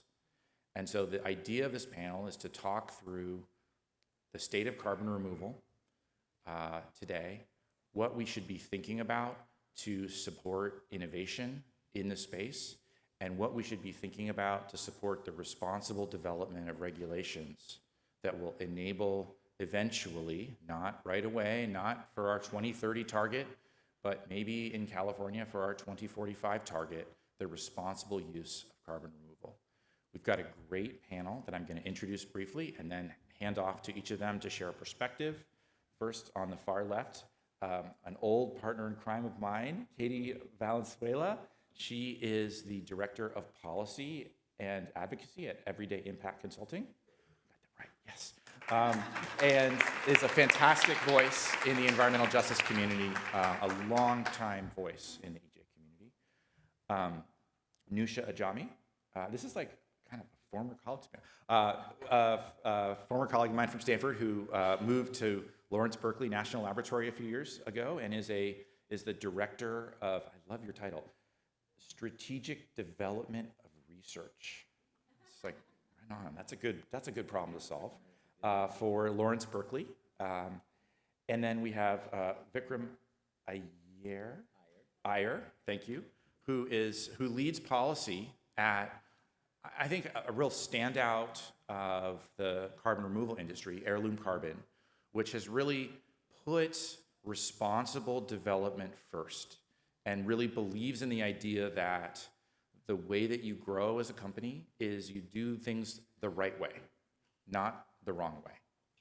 So I'm going to let each of them have a few minutes, and then we're going to have a conversation. Do I have to stand here? I guess that's what I'm doing. Okay. I'm going to grab a chair and just sit down because I don't want to steal. Good morning, everyone, and thank you for, we'll do this here. This is nice, yeah. Thank you for having us here. I'm Katie Valenzuela with Everyday Impact Consulting. My clients on this issue are Center on Race, Poverty, and the Environment, as well as the Central Valley Air Quality Coalition. And I came to this work as someone who was born and raised in Oildale, Kern County, who grew up surrounded by some of the largest oil fields on this side of the continent, and suffered very greatly because of that, and watching my nephews and my family continue to suffer in that community.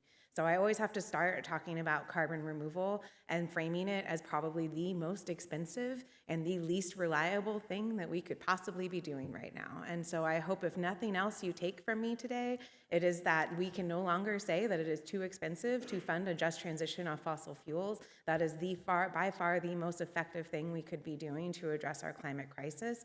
And I no longer want to hear anybody who supports carbon removal saying that it's too expensive to take care of Kern County and the residents in those areas, because if we can afford this, we can certainly afford to take ambitious steps towards electrification and getting off of fossil fuels. So always have to start with that. And that is, I will say, our primary concern with carbon removal is that in many cases, and we don't deny that carbon removal is necessary, but is it reinforcing where we want to go? Is it consuming more energy than it is sequestering carbon? Is that carbon sequestration permanent? Even if it's not tied to an industrial source, the transporting of that carbon, the storage of that carbon is overwhelmingly happening in the Central Valley, and it overwhelmingly poses significant risks to communities of leakage and other issues that could essentially asphyxiate people in the nearby vicinity.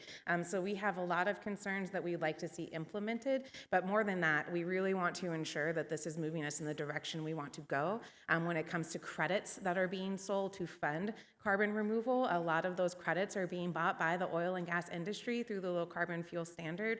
This is something that we're greatly concerned with. Like, is this industry reinforcing where we want to go, or is it simply reinforcing the status quo? So those are a few of my opening comments. I'll pass it to my colleagues on the panel. Okay, thank you, Katie. How does follow that? How does someone follow that? So, no worries. Hi everyone, I'm Nusha Jami. As Michael said, I'm Chief Strategic Development Officer for Research at the lab. What that long title means that I try to work across the board between our various scientists to help them build initiatives that really is meaningful to the state of California and our nation and the globe.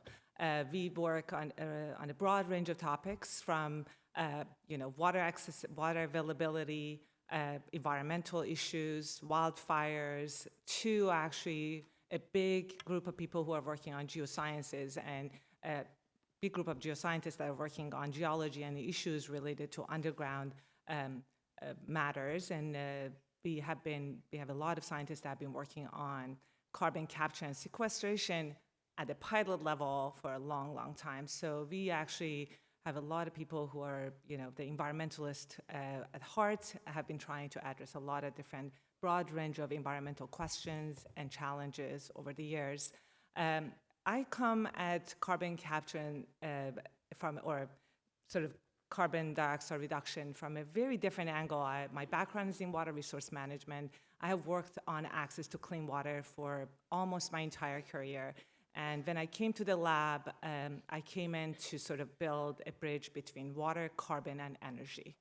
And quickly I realized, going into that various set of meetings around carbon, realized the discussion around water and protecting our water resources was very much missing. And this is not an uncommon thing. When water scientists talk to each other, they don't talk about carbon and energy. When energy people talk to each other, they don't talk about. Everybody functions within their own silos. And I think it is important when it comes to some of these opportunities we have across the board to sort of transition to new technologies or new solutions, to think about how each one of them, what are the opportunities that provides and what are the unintended consequences that we would like to avoid.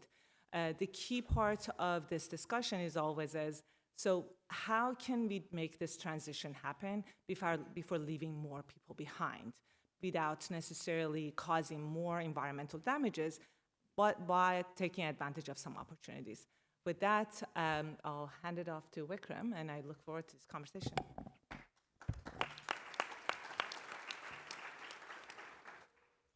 Thank you for taking the time. Oh, I don't think that's on. There you go. I just want to thank Michael as well as the Climate Center for hosting this conversation. My name is Vikram Iyer. As Michael said, I head up public policy for a direct air capture company called Heirloom. We employ about 150, 160 folks here in California and have the largest commercial direct air capture facility about an hour away in Tracy. Before I get into who we are and why we do what we do, can I just get a quick show of hands? How many of you all have heard of carbon capture? Perfect. How many of you all have heard of carbon removal? Okay, so there's a slightly fewer number of hands in the second category, and I just want to start with definitions. When we talk about carbon capture, we're talking about an ethanol plant, a petroleum refinery, petrochemical plant, putting a scrubber at the source of emissions, capping the emissions output, going on TV, and marketing that as low carbon gas that you and I can feel proud of pumping at the pump. This is not what we are here to do today. Direct air capture is a process by which we can use different sources, in our case we use the rock limestone, to directly bind to atmospheric CO2, greenhouse gas emissions already in the atmosphere. We are not in the business of 2 steps forward, 1 step back, greenwashing and marketing. We are in the business of directly doing what the United Nations IPCC report says, to have a fighting chance to get to 1.5 degrees, we have to do what Katie said, reduce our reliance on emissions, but we also have to invest in removals. We are in that second category. And I think it's really important that this room, and huge thanks to the Climate Center for even convening this conversation, because I recognize I'm not coming into this room as a very popular dude. Direct air capture and industry, we have to earn your trust.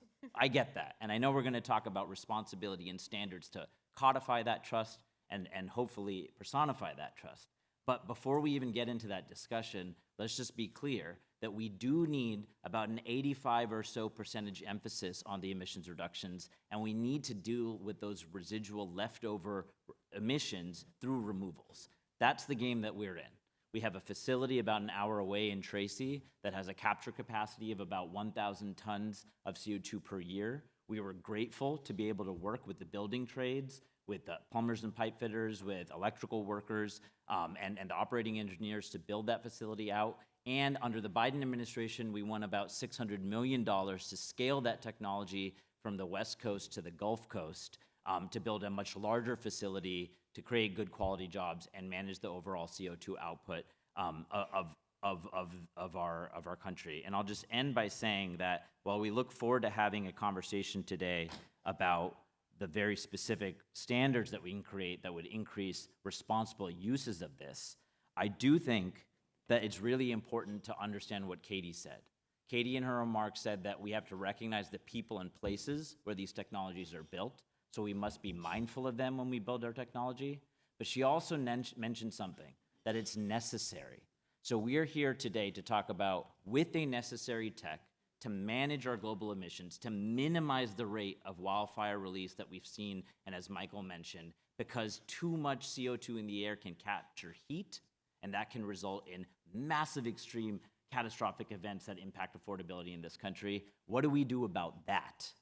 And our answer is not to minimize anything about emissions reductions or extend cap and trade as a compliance mechanism for those emitters, but it's also to invest in this new category of technology called carbon removal. And we want to talk to you about how we make that as responsible as possible to meet the moment. I just want to say one thing before I ask a question of the group, which is that if I forgot to say this at the beginning, if you have a question that you would like asked, please write it on a note card on your table. I believe there are note cards on tables. And share it with a member of the Climate Center, and we'll try to get it asked. So I'm going to seize moderator's prerogative here, and just I want to ask each of you to respond to two thoughts.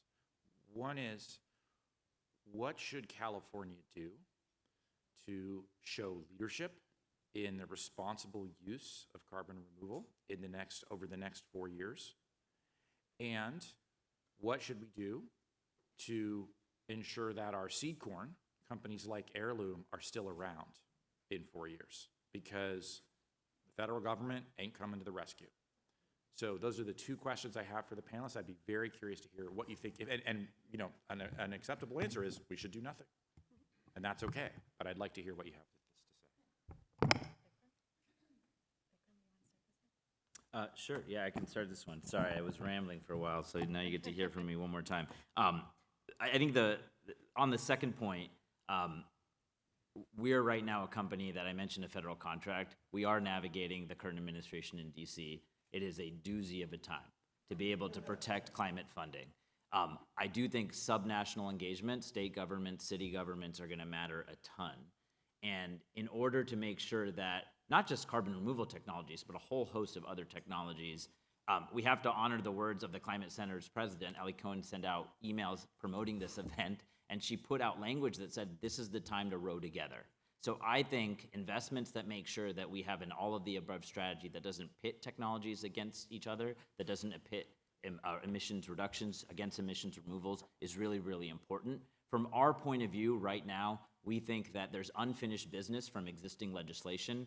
SB 905 had a bevy of community guardrails that it contemplated, but we haven't resourced CARB enough to make sure that they can implement those community resources. I think that the cap and trade program should contemplate some amount of funding to ensure, as Michael said, the offset of the fact that the federal government might gut and make American leadership in this space anemic. So allocated funding for climate innovation could be hugely helpful. And I think at the end of the day, California is going to need to have more fora like this. There are new legislators coming in, some of whom assume carbon removal is just a fig leaf for additional oil production, and we need to earn their trust too and build community engagement around that.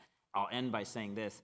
Anytime we pass legislation or enact budgetary considerations that can codify any of those things that I called out, it's also a chance to memorialize in writing something that Senator Becker attempted to do last year, which is, what are these standards for responsible deployment? We can tick through exactly what that means, but I think making sure that they're union built, making sure that there are community governance councils so that there's localized oversight, making sure like what Heirloom does in Tracy, which is release our air quality data, not only with the Air Quality Management District, but the local community groups, so you can double check our work and not just take another tech pro's word for it. These are things that we can do in statute, but only if we work to make sure that we fund those things appropriately and robustly. So maybe I'll go at this a little bit differently. So I 100% agree with what Vikram said. The reality is these technologies are not new. There have been people in the labs developing them for decades. What you see right now is the moment through which we have an opportunity to implement them. The carbon capture or direct air capture, all of those have a place in this portfolio of options we have to address our climate crisis we are facing. Now, the challenge is we have not done some of these technologies have not been deployed at scale, which means that we have to think very carefully about step-by-step implementation and what it takes to put in place guardrails and strategies through which we protect the communities and we make sure we know what we capture, we know where it goes, how it works, and make sure it's done right. California actually has a chance to be a leader in this. Nobody right now has a governance structure, an authority, or anything out there that no other state or no other community that can actually address this issue. This is a brand new frontier we are embracing, and we actually do need to put things in place that's science-based, informative, and data-driven to help us understand what is it we are doing and how we can make it happen in the right way. So it's California has to, at this point, to make this happen. I would just say we also at the Lawrence Berkeley National Lab, along with UC Berkeley and a few others, we actually won one of those direct air capture hubs that the previous administration was funding. And it was called CalDAC, and it was very much focused on bringing communities to the table as equal partners to be part of this discussion because communities' concern and questions are very much matters to what kind of science we follow. Because we need our scientists to look at your questions. And the reality is, I can't pilot a billion things in different locations. Unless I look at it at a scale, I really don't know what the impacts are. And those are valid questions to have and important questions to answer. And we as a state have an opportunity to do that. So I don't think necessarily, it is disappointing to see some of this funding is being pooled, but we also can be the leader, again, in this new direction we are taking. And I think I am excited to see how California going to take this opportunity to be a leader again.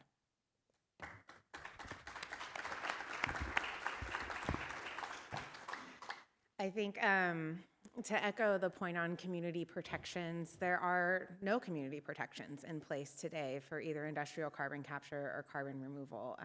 There's plenty of research, there's plenty of case studies of when these pipelines explode, when this carbon leaks, how that can be really harmful and deadly to communities nearby. Heirloom, I've toured their site. They do the best that they can, but they truck that carbon off-site, which is the most dangerous way that we could be pulling carbon and moving it between locations. So we have a lot of work to do on ensuring those standards are in place, and we're eagerly waiting to engage in that conversation and to push CARB to do that. But I will say broadly, if you want to say one thing we can do to make this meaningful, it would be to make sure that carbon capture is not eligible for low carbon fuel standard credits or cap and trade credits. That is, when you Because in that case, you're not capturing the carbon, you're actually selling the carbon to compliance entities that are using that credit to continue to pollute. And so if we want this to be a real climate leadership opportunity, every ton of carbon that they're using to get low carbon fuel standard credits is going directly to the fossil fuel companies that are using that to continue to pollute in our communities, and that's unacceptable. But I will say finally that when it comes to priority, I think we prioritize climate leadership, and I'm proud of that in California, right? I mean, like, I've been doing environmental justice work now for over a decade, longer if you count my time living in Kern County. The frustrating part for me is when we talk about leadership, it's for whom? You know, when I came to Sacramento, I actually didn't realize that people slept with their windows open at night. I really didn't. Like, we don't sleep with our windows open at night in Kern County. We don't think anything about every kid having to take a break during the mile run because they need their inhalers. I want my nephews in Kern County to be able to sleep with the windows open at night, to be able to walk around their community and not worry about what they're getting exposed to. And that reality is nowhere close. So when we think about priorities and leadership, how can we say we're leading on climate when my nephews are still experiencing the worst air quality in the country? We can't. So this is, for me, not a call to say don't do carbon removal. It's a call to remember and center those priorities. If the choice comes between phasing out pesticide use in Kern County and investing in another direct air capture project, I hope you'll pick the first option because we really need that work to be happening in our communities, and we needed it yesterday.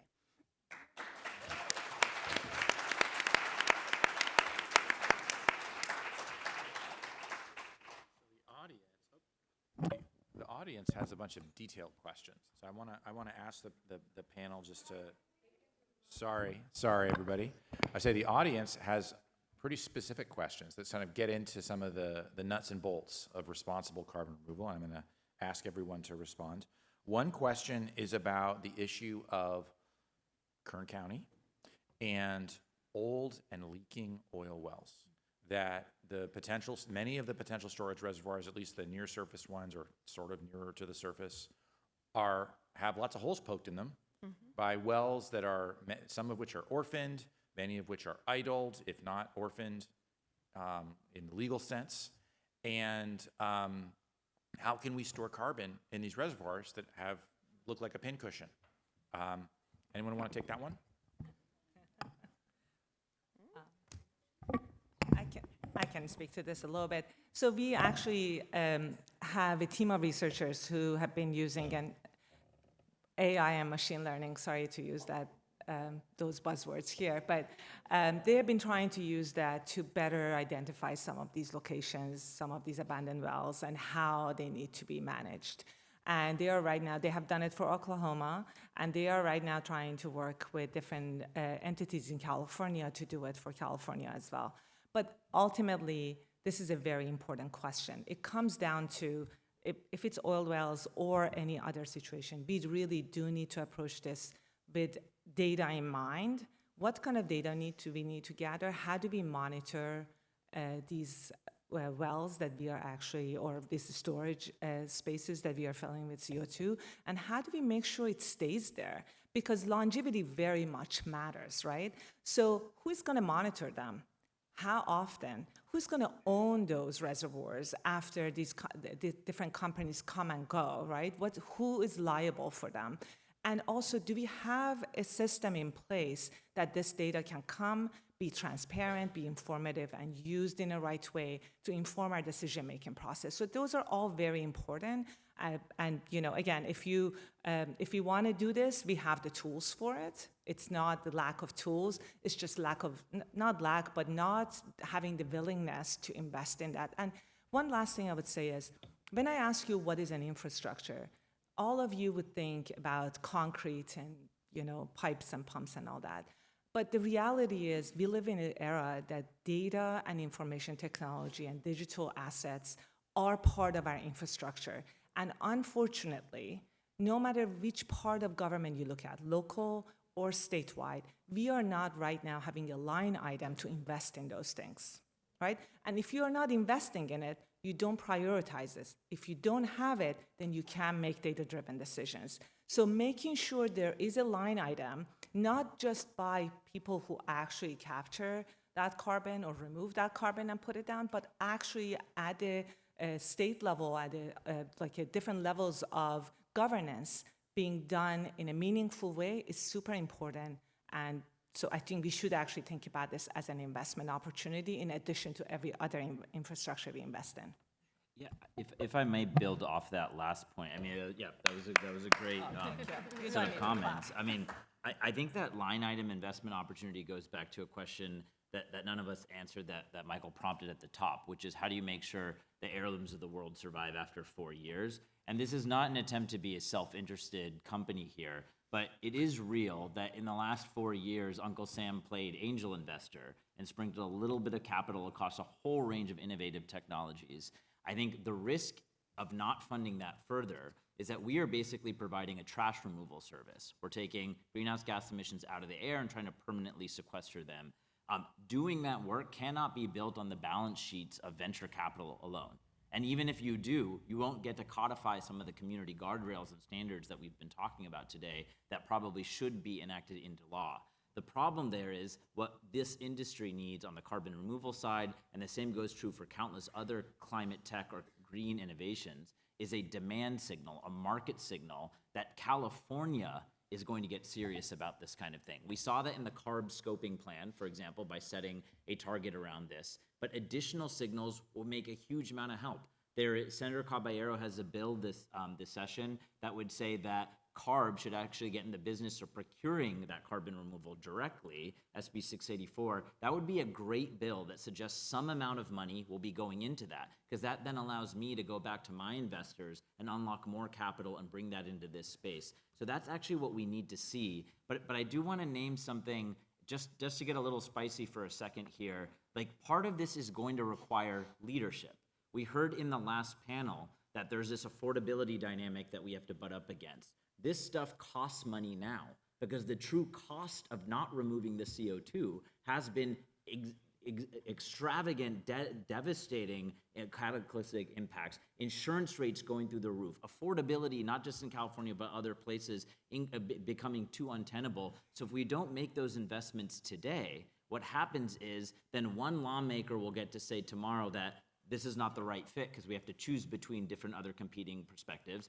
But if we say that it won't get tied into existing compliance mechanisms, then the emitters will say that's too expensive and they'll pass it down to the pump. And if we don't actually create new categories or new funding systems like that Caballero bill that says at least California is going to fund some of this and at least California is going to explore it, if we don't do that, then we play hot potato using affordability as a fake crux to be able to say someone else has to solve this problem. But that is coming home to roost today. There are many of you in this room who helped make sure that California had a 2045 net zero goal. But now is the time to show, not tell. And we need policies integrated into this existing budget framework for this year, or this governor's may revise through the cap and trade reform system. If we do not do that, then we will use affordability or punting the ball on who emits and who has to pay for this for another generation to have to clean up the mess. And I just don't think that's what we can do. And that's not the climate innovation that California is about.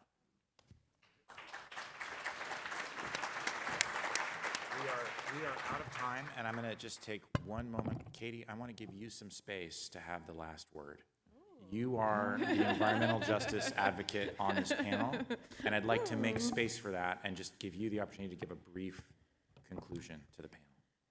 Wow, I wasn't expecting that. Thank you, Michael. Thank you. I mean, nobody in this room, if you're here on a Tuesday, disagrees that we need to be as bold and ambitious as possible. I think what we need to be doing is moving towards a just vision for workers and for communities who have been continually left behind. I personally don't think that carbon removal is the way we get there. I don't think it's not important. I don't think it's not necessary, but I think it's a crutch that some industries are using to continue to operate well beyond what we think they should be doing. And frankly, we could do so much better. We could imagine so much more. And so I hope if we're really going to talk about ambition and talk about investment and talk about affordability to my communities where people are driving so much more and so much more impacted by every dollar increase in that energy bill, that we really take time to imagine and dream beyond just the carbon confines that we're putting ourselves in with this conversation. Very good.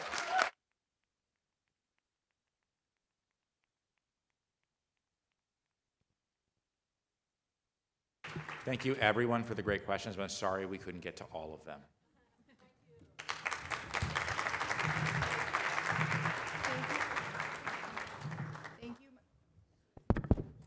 Thank you, Michael, and our wonderful panelists for the robust discussion. I'd now like to invite our moderator and speakers for our next panel, focusing on the grid for the future and electricity affordability. And a friendly reminder, you have 3x5 cards on your table that you can write questions on, and when you raise your hand, a volunteer will pick them up. Our moderator for this panel is Walker Wright. Walker is the Vice President of Public Policy and Head of External Affairs at Sunrun, the largest distributed solar energy storage and energy services company in the United States. Over the years, Walker has held numerous leadership positions in clean energy policy spaces. Please help me welcome them to the stage. Thank you.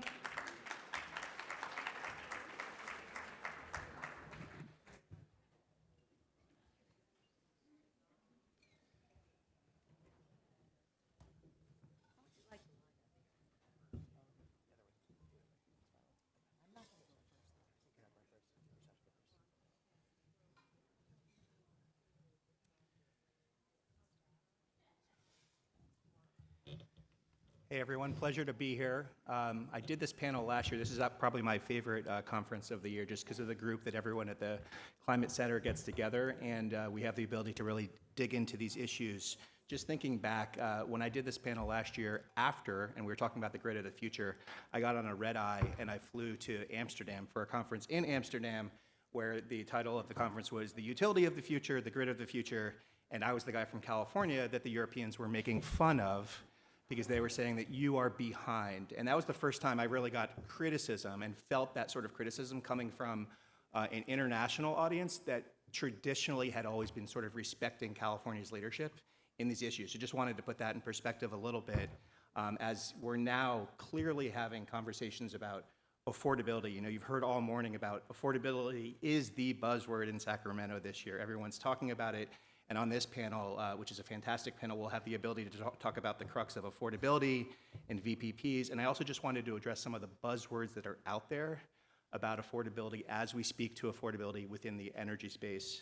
You know, I mentioned being at this conference last year. This year, before coming to this conference, I was with my family in Arizona for spring break. And again, I was getting ripped on as the Californian by people from Arizona, and there were a lot of Texans that were sort of in our group that were traveling together, and they're like, why is everything so expensive in California? What's wrong with you people? And then one of the guys from Texas gave my personal favorite example of affordability in the California context, which is outside of energy, but it is the $1.7 million toilet in San Francisco. That some of us will remember. There was, you know, in Hayes Valley, the city of San Francisco was building a toilet, and the San Francisco Chronicle wrote that it was gonna cost $1.7 million of city and state taxpayer funds to build, and it didn't get built because there's a lot of criticism there. So I think that these conversations are important, and I put that in the context of our CEO at Sunrun, Mary Powell. When she has conversations across the country in Washington, D.C., obviously affordability is an issue as well. She's able to give the perspective of being a former utility CEO, and now she's a rooftop solar CEO, and when we talk about affordability, she's able to say, well, when I was the CEO of Green Mountain Power in Vermont, we had ambitious climate goals. We were the first utility in the U.S. to really have battery programs. We're going to talk about this on the panel a little bit today as well. And guess what? I lowered rates. And when you say that in the building about 500 meters that way, people's heads explode. You lowered rates while doing all of this stuff. And how did you do it? And Mary Powell answers, I cut costs. So without ado, I'm really looking forward to getting into this conversation as we discuss the affordability crisis in electricity, what we can do about it. Sach Constantine is a personal mentor of mine in the solar industry, and he's going to speak a little bit from the perspective of electrification goals that we've been talking about in this conference for a number of years now. We also have Sean, who's going to give perspective from a forward-looking California CCA. I'm really interested in hearing this perspective as well. You have about the same amount of customers that Sunrun does in California, and you interact with customers and must hear about affordability as well.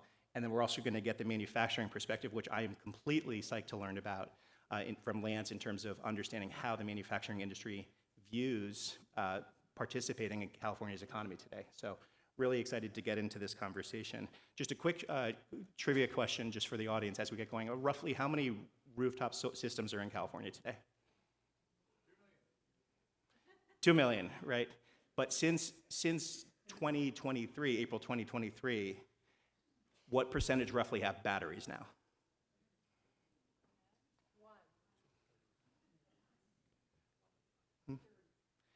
Yeah, so from a Sunrun perspective, about all of our batteries that we install, so we have about 360,000 to 370,000 systems in California. Before the new NEM rules, about 20% of our systems had batteries. Since then, we're close to 95% of our systems being installed with batteries, right? And so, and where this conversation can go is how can we utilize all of those batteries out there? Here's another buzzword, leveraging non-ratepayer funds to lower rates for everyone else. And so we're gonna hear about that as well, because that's really what we have to do when we talk about affordability. So just, I would love to pass the microphone over to Sach. And I know, Sach, that you've been spending a lot of time thinking about, especially from the customer perspective, how do we get to our electrification goals? And really, what do you hear about the affordability crisis within the clean energy context, given your history of working for the PUC, being a leader at SunPower in the solar industry, and now sitting at Vote Solar, which is a national voice on these issues? Well, thanks, Walker. He did my intro for me. I'm Sach Constantine. I'm the executive director at Vote Solar. We are a national nonprofit, as Walker said, advocating for more use of solar as part of our overall energy portfolio that started here in California, when California really was truly head and shoulders a leader in this space. Right now, I work in 26 states, and I cannot say with a straight face that California is where all the lead policy innovations are happening. And I'd like to correct that. It's in our DNA that we lead from here in California, and I think that does have to happen. As Walker said, we're here advocating for solar. We're doing that from the beginning through a climate lens. But if you look at solar through a climate lens, both at large scale and individual scale, you start to have to really ask about the impacts of climate. And when you talk about impacts, you have to talk about equity and justice. You have to talk about how those impacts are felt and if they're disparately felt.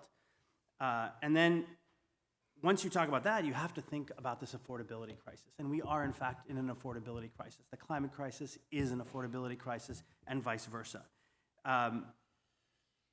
So Vote Solar and the solar industry in general, we have to talk about affordability. We have to talk about what's driving costs. Is it us? I'll sneak preview here. It's not us. It's not solar. It's not rooftop solar that's driving the cost here.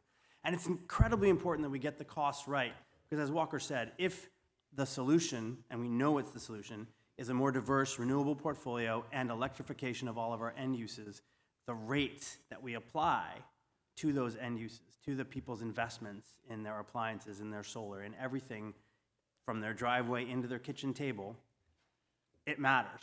And the more expensive rates are, the harder and the slower and less affordable that transition to a clean energy future is going to be. And we know from a climate perspective, that's an imperative that we just cannot avoid. So skyrocketing rates, from Vote Solar's perspective, are going to make this transition harder and slower. Solar is part of the solution as far as we're concerned, but let me just, and one of the things I was asked to do here was set the stage for some of the solutions that you are going to hear about, specific solutions about what is truly driving rates. If it's not the rooftop solar users, well, we know that the climate impacts themselves are driving the cost. And again, we have to reduce as soon as possible our fossil fuel use, get climate under control as best as we can. The vulnerability of our grid is something that we really do have to shore up, because that's costing us a lot of money. But it's also the overspending on protecting the grid, gold plating of undergrounding, the incredible rate of increase on T&D spending, which matches the rate increases as well, right? So what can we do to hold utilities accountable for the smart spending that they should be doing? There are better, more affordable, more cost-effective ways to address the vulnerabilities of the grid. I think we also know that ROE and the utilities' rates of profit have been going up. Even in the face of massive utility shutoffs, their profits remain steady and stable over time, the return on equity should have always matched the market rate for capital. And over time, from the 70s, the market rate of capital, of course, has gone up and down, but ROEs have not. They've been steadily increasing. That's economic rent capture. That shouldn't be happening in a situation where we're worried about affordability and rising rates. We need to get that accountability under control. And there's also, and I think this is really important, we have solutions. You're going to hear about some solutions right now. We know that for individuals, solar can help reduce their bills. And when you collectivize those individuals into VPPs and you make that resource part of your utility grid, you can put downward pressure on rates. You can utilize those 2 million systems and the hundreds of thousands of batteries that are out there to address the 40 most expensive hours, the 100 most expensive hours on the grid. You can help drive costs down if you are willing to use those assets, those non-utility funds and assets out there to help drive down the cost. And to the extent that utilities are continuing to lobby and drag their feet and put barriers in the way of doing just that, they are contributing to rising costs when we could be contributing to driving costs down. We could be, as Mary Powell did, reducing rates, even as we make this very difficult and crucial transition. And in the face of that, what we're seeing is our utilities maximizing their investments in fossil fuels and zombie fossil plants that are out there that are out of the money already. We see them actively dragging their feet on interconnection, on the rules that would allow neighbors and communities and schools, in fact, to utilize a resource that could help them put more teachers in the classroom, that could reduce their energy bills, right? These kinds of things, they all add up to a cost driver. And especially when we know that the alternative would have been something to drive costs down. And we know from our modeling and from everything out there, climate imperative and energy innovation, they have studies out there which show it's not renewables that are driving these costs, it's these other areas of expenditures. It's utility spending, it's the profiteering, and it's the active resistance to the transition that's really driving this. And if you're not managing towards the lowest cost solution that's out there, then you are in fact contributing to higher costs. And that's a simple formulation. The background in all this, the utilities might even be acting rationally because what's the incentive that they face? Spend more, make more. I think we need to fundamentally think about that as a cost driver as well. And I'll close there. I know we want to get to these solutions, but I think from our perspective, we've been at this a long time, almost 25 years now. We are very confident that solar at scale, both large scale and local solar solutions, are a way to balance out some of these forces that are pushing costs up. Thank you. Thank you, Sachin. I just wanted to, before I pass the microphone over to Sean, just play the role of nomenclature referee really fast, just because, and this will get to the question, is that we have to really always differentiate between the term rate, which is used here, my rates are going up, and my electricity bill is going up, right? So it used to be that you could say, well, in California, the bills are low when the rates are high because we excelled in energy efficiency, right? And we have a cooler climate, where in Texas, their rates were low, but their bills were higher because they didn't have energy efficiency and they had poor building code, right? And so it's very simple, but what a customer knows, what we know from Sunrun when we sit down at the kitchen table every day with customers deciding their transition that they want to make to rooftop solar, they only talk about one thing, the bill. My bill is $300, why is that? And that leads to another just quick nomenclature referee issue, is that no one cares what the wholesale power contract is for wind or solar, if it's 1 cent or 2 cent, if it's being delivered from Death Valley or from 20 miles away off the Pacific coast. What people care about is what their bill is. Nobody in this room who's had 3 cups of coffee already cares what the cost of wholesale coffee beans are.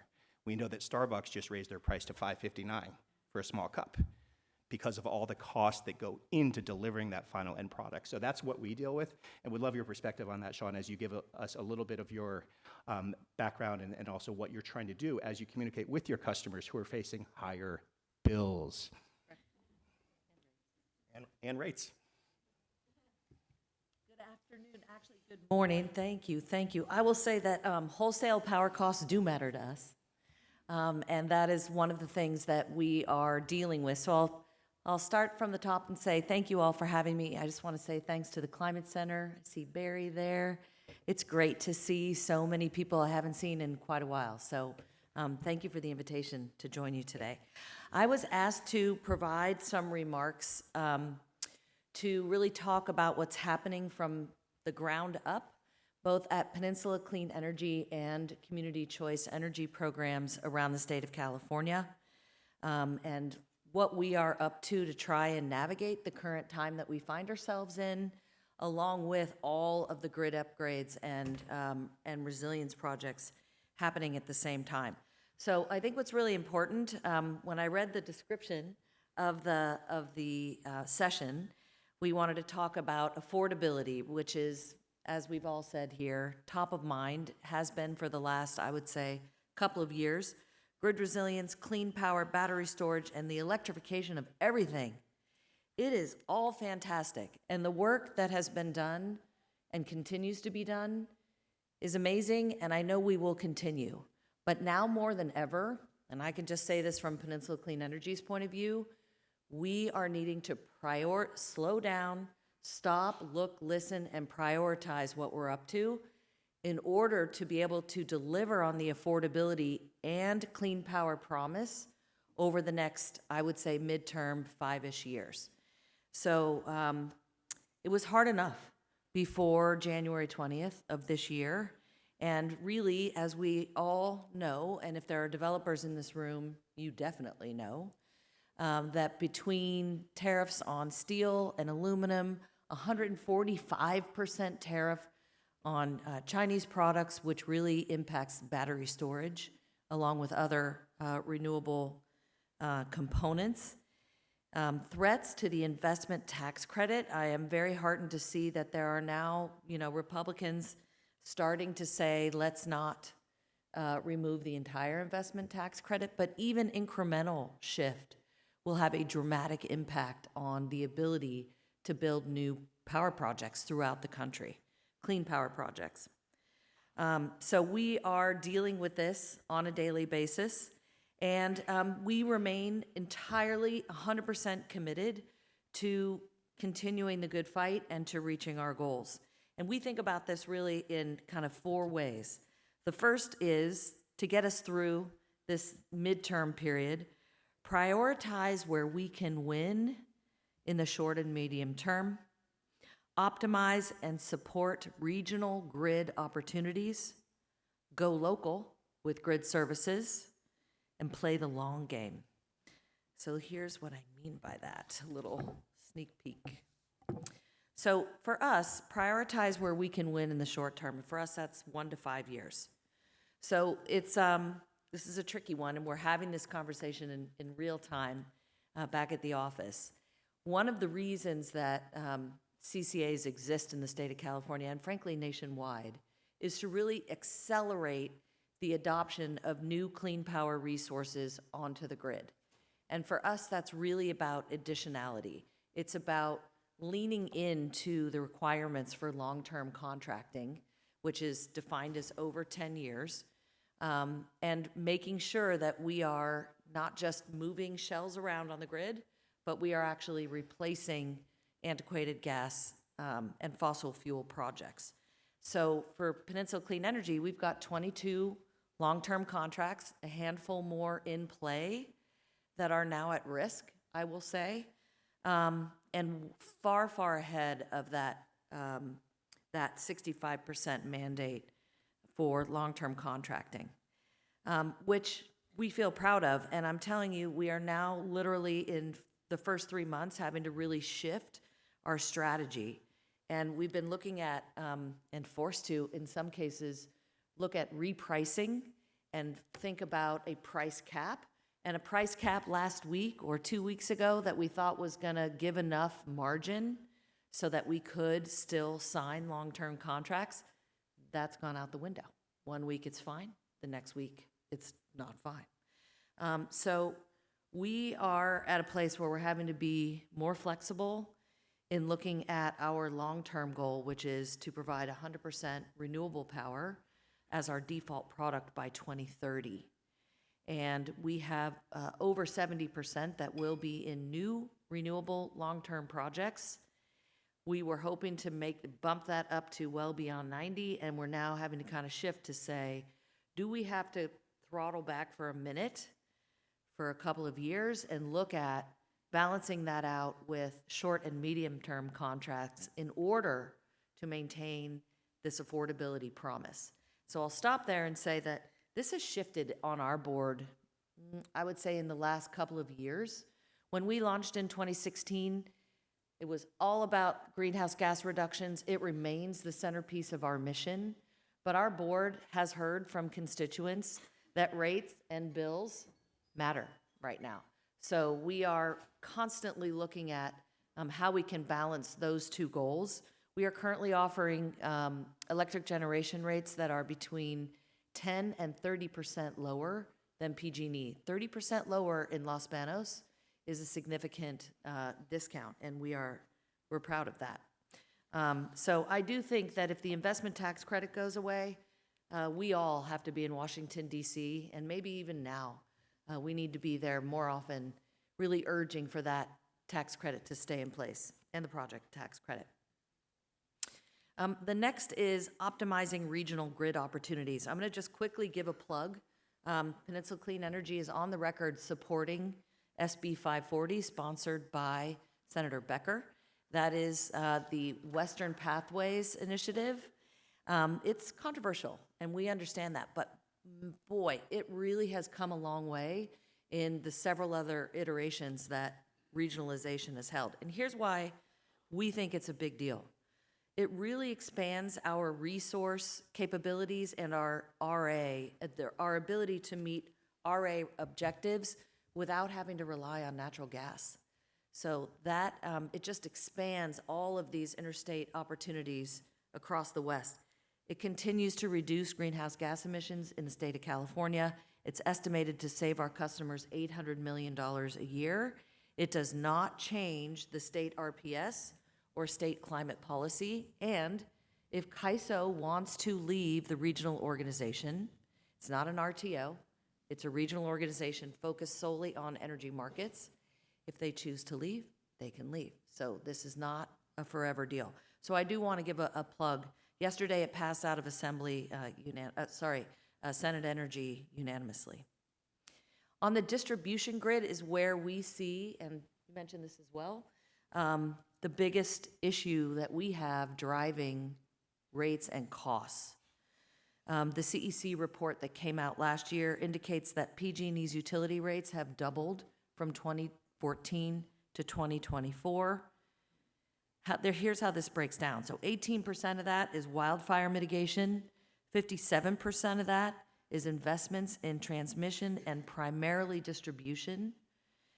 They do get a very nice return on capital for that. And the final 25% is reported out as rooftop solar incentives, or NEM, which I know is a topic that is hot topic right now in Sacramento. So how do we deal with that? And here's some solutions. I'll be quick. Go local with grid services. So we have a number of solutions that we are putting into place. In loading order, the first that I'm going to mention is the cheapest, on up to the most critical and perhaps the most expensive. The first is a right-sizing strategy. So we really have looked at the cost of upgrading electric panels for customers, and it becomes a deal breaker in a lot of cases. So we have shifted our approach in the EV charging space and building electrification to really focus on making those improvements, level 1 charging, et cetera, so that you don't have to do the panel upgrade. It avoids it reduces pressure on evening peak, and hopefully reduces the need for grid upgrades, while also future-proofing for the future. Rates are important. I want to encourage everyone to use the right time of use rate, e-electric, EV2A, or TOUC. I'm very happy to report that soon PCE and other CCAs will be able to help customers find the right TOU rate for their use case and be able to switch those customers over. So that's a new thing that we will be able to do. Active storage and solar management. We and several other CCAs have a GovPV program where we are putting solar panels on government facilities. We now have about 40 of those planned in San Mateo County and the city of Los Banos. About half of those are planned to have battery storage. We are also contracting for a DERMS management system through which to then use all of these different projects for load modification, working with Sunrun on residential. I want to say a quick couple of things about EV managed charging. This is something that we piloted with UC Davis in the past couple of years. We had fairly modest success. The biggest issue for us was customer uptake. So we know that EV managed charging and bidirectional charging is the place of the future, but only if we can figure out how to get customers enrolled in these programs, because it's all about scale. So finally, I want to just remind all of us to play the long game. Let's not give up. We know that we may have to adjust a little bit here in the next couple of years. We will do that, but let's play the long game and we'll prevail. Thank you so much.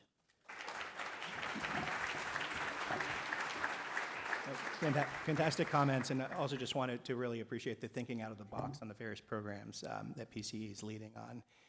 And I think that as we transition to the final speaker, and we're not going to have time for questions, unfortunately, but we're happy to stick around and talk to people after the panel, is I would love to get the perspective from a manufacturing association, how you guys view the future going forward for these important industries that we clearly want to be in California, and how you view and how your clients or the members view bills and rate increases, different service territories. We're talking about, there's different CCAs, there's munis, there's IOUs in California, and of course, all these companies are also looking at other states. So we'd love that background. Yeah, thank you, Walker. Appreciate the opportunity to be here today. I'm Lance Hastings, the president of the California Manufacturers and Technology Association. We're a trade group formed in 1918, and I was not there at the founding, just for the record. But we've been, for the last 107 years, advocating on behalf of manufacturers through all of the iterations that the California economy and our history has taken. You may recall, historians in the room, that manufacturing really didn't take off in California until after World War II, when the service members were returning to the United States and they were coming west for the opportunity that the West provided. That's when we really put our marker down on manufacturing. And I'm proud to say that California is the #1 manufacturing state in the country. And that means in output, number of firms, and employees. I want to focus on the employees for just a moment. We pay the best wages in any industry sector from top to bottom that's possible. And we should all be proud of that. For too long, the thought of manufacturing that it was dirty, dark, and dangerous, and that was just on the inside of the factories. And for too long, we've been considered dirty, dark, and dangerous on the outside of the factories, neither of which are true in the modern era. So I wanted to comment a couple of things about one of our members and highlight the innovation that's taking place in the state, because California still does lead in innovation and intellectual property, some of which is based on the fact that our university system through the UC, the CSU, and the community colleges is the world standard in academia. And I think at the moment, we're not involving academia enough in our dialogue. We're talking about us, them, and they, when it really should be all about we. And I want to remind everyone in the room, too, that manufacturers make everything. We do. And in the course of making things, there are emissions. And I do take offense at some of the legislative proposals today that in their very title say, polluters pay. We're emitters, I will grant you that, but we're using the best available control technology available right now, and I would like to call upon academia to help us do better and find new technologies. And I'll close in a minute, but I do want to highlight General Motors. It's one of our members, and they have really set the standard for innovation with automobile technology, not just on the road, but what the vehicles can do when they're off the road. And just outside is a Cadillac Escalade that if you just drove by unknowingly, you would think, wow, there's another gas guzzler. That's an all-electric vehicle sitting out there in the valet area, and at lunch break, I invite you to go take a look to see what is possible. And it's possible because the company has looked at the future and has made plans for the future and changed their manufacturing processes and what they make to meet the needs of the future. And the car that's out there is bidirectional. GM has made a tremendous commitment in that technology to help everybody help themselves. It's not just getting from point A to B, it's how you deal with the electricity that might be required from point A to B to C. and invite you to take a look at that to see. And they're not stopping there. GM is really setting, I think, a marker down the horizon that we can all be proud of. But here's the catch. We have to embrace that, welcome that, and talk together and not use they and them, because it's us. What that future can look like. Manufacturing, I will tell you, is a hard to electrify sector, which isn't to say that electrification can occur in some applications, primarily the small, medium manufacturer, which is the predominant number of manufacturers in the state. Of the 30,000, more than 25,000 are small and medium enterprises in your very communities where you're from. But we need to recognize that manufacturers are first problem solvers, and second, very sustainable business operators. We can't waste a drop of water, a kilowatt of electricity, or any amount of cubic natural gas. We can't waste it. And we do that so that we can be productive and keep making things down the road, which is our commitment to you all. So here's my challenge. I would like us all to stop talking past each other. And the reason I'm here is to let you all know that we are going to stop talking past everyone. We are going to have the conversations that are tough and necessary. Senator Becker and I had a wonderful conversation earlier in the year where he approached me and said, Lance, we need to sit down and talk. And I said, absolutely we do. But we need to talk differently with each other all the time about what the future looks like. It is going to be very difficult to meet the objectives that we all want to get to, cost and time. We have limited amounts of both. So let's sit down and figure out what that future looks like, recognizing that there are others in the room, primarily me, that may have a different view than you have. But if we're not talking with each other, we're not going to have any solutions that we can all live with and work together. So I know we're short on time. We're standing between you and lunch, so I apologize. Go take a look at that car. Yeah. It will surprise, shock, and impress you. If you open your mind to see what's out there, it's not a gas guzzler, it's an electric vehicle. Thank you very much. Illuminating comments, Lance, and really appreciate the plug on everyone looking at the car. And I also just want to remind everyone in this room that Kurt up here with the Climate Center has worked so hard on pushing and educating the legislature on all of these assets. We heard Senator Becker talk about, shaving the peak. There are so many batteries out there that are in cars. There are so many batteries now that are out there that are in garages. Imagine what this power could do if it's all going back to the grid when the grid needs it most. That's how we're going to cut costs. Connecting the dots. Thank you.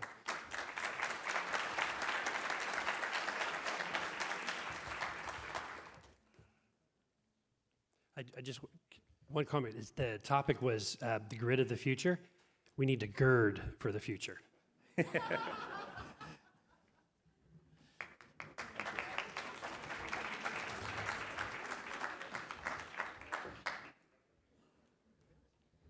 All righty. Well, thank you, Walker, and the wonderful panelists for that robust discussion. I have some announcements to make right before we go to our lunch. The hotel staff needs to set up our tables, which means that we need to all step out into the foyer for a few minutes. But before we do so, everybody, you have your name tag. You're going to want to look inside your name tag, and there's going to be a colored card that as what you're going to have for lunch. Please set that down in front of you so that way the wonderful staff here can get you the lunch that you requested.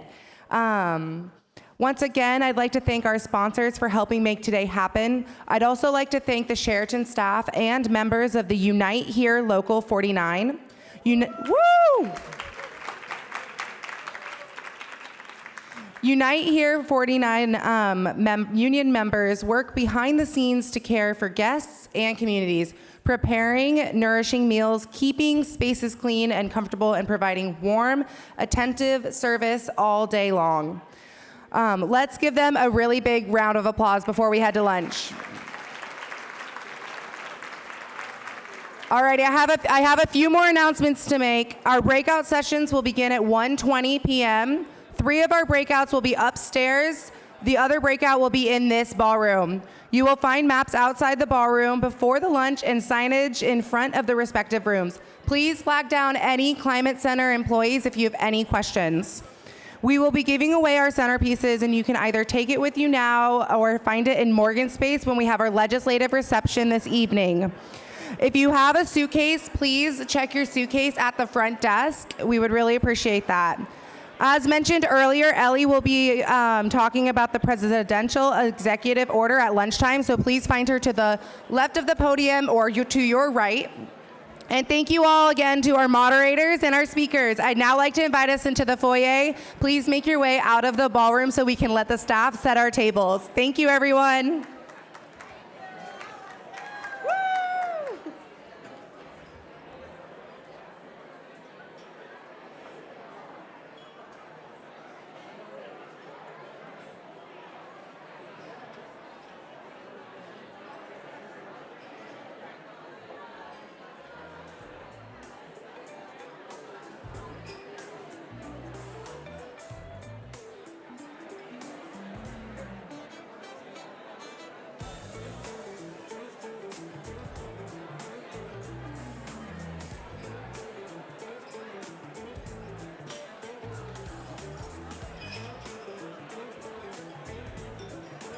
Friendly reminder, please make your way out of the ballroom so we can let the staff set up our tables. Thank you.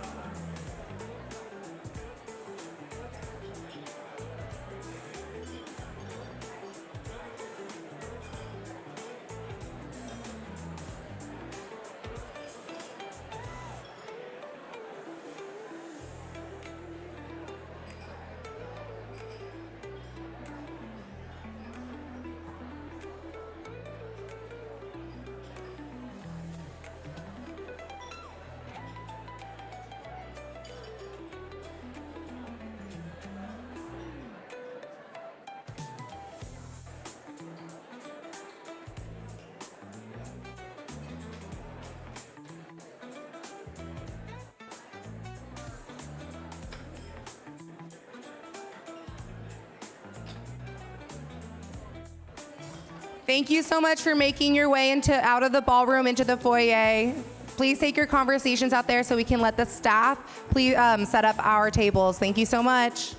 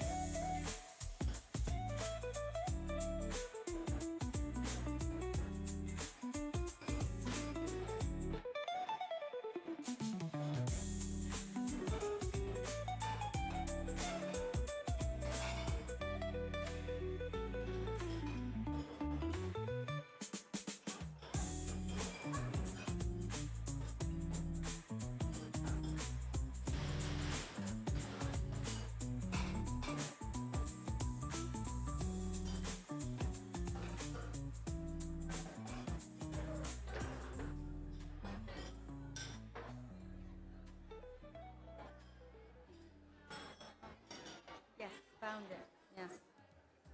Okay, I'll bring it. It's blue.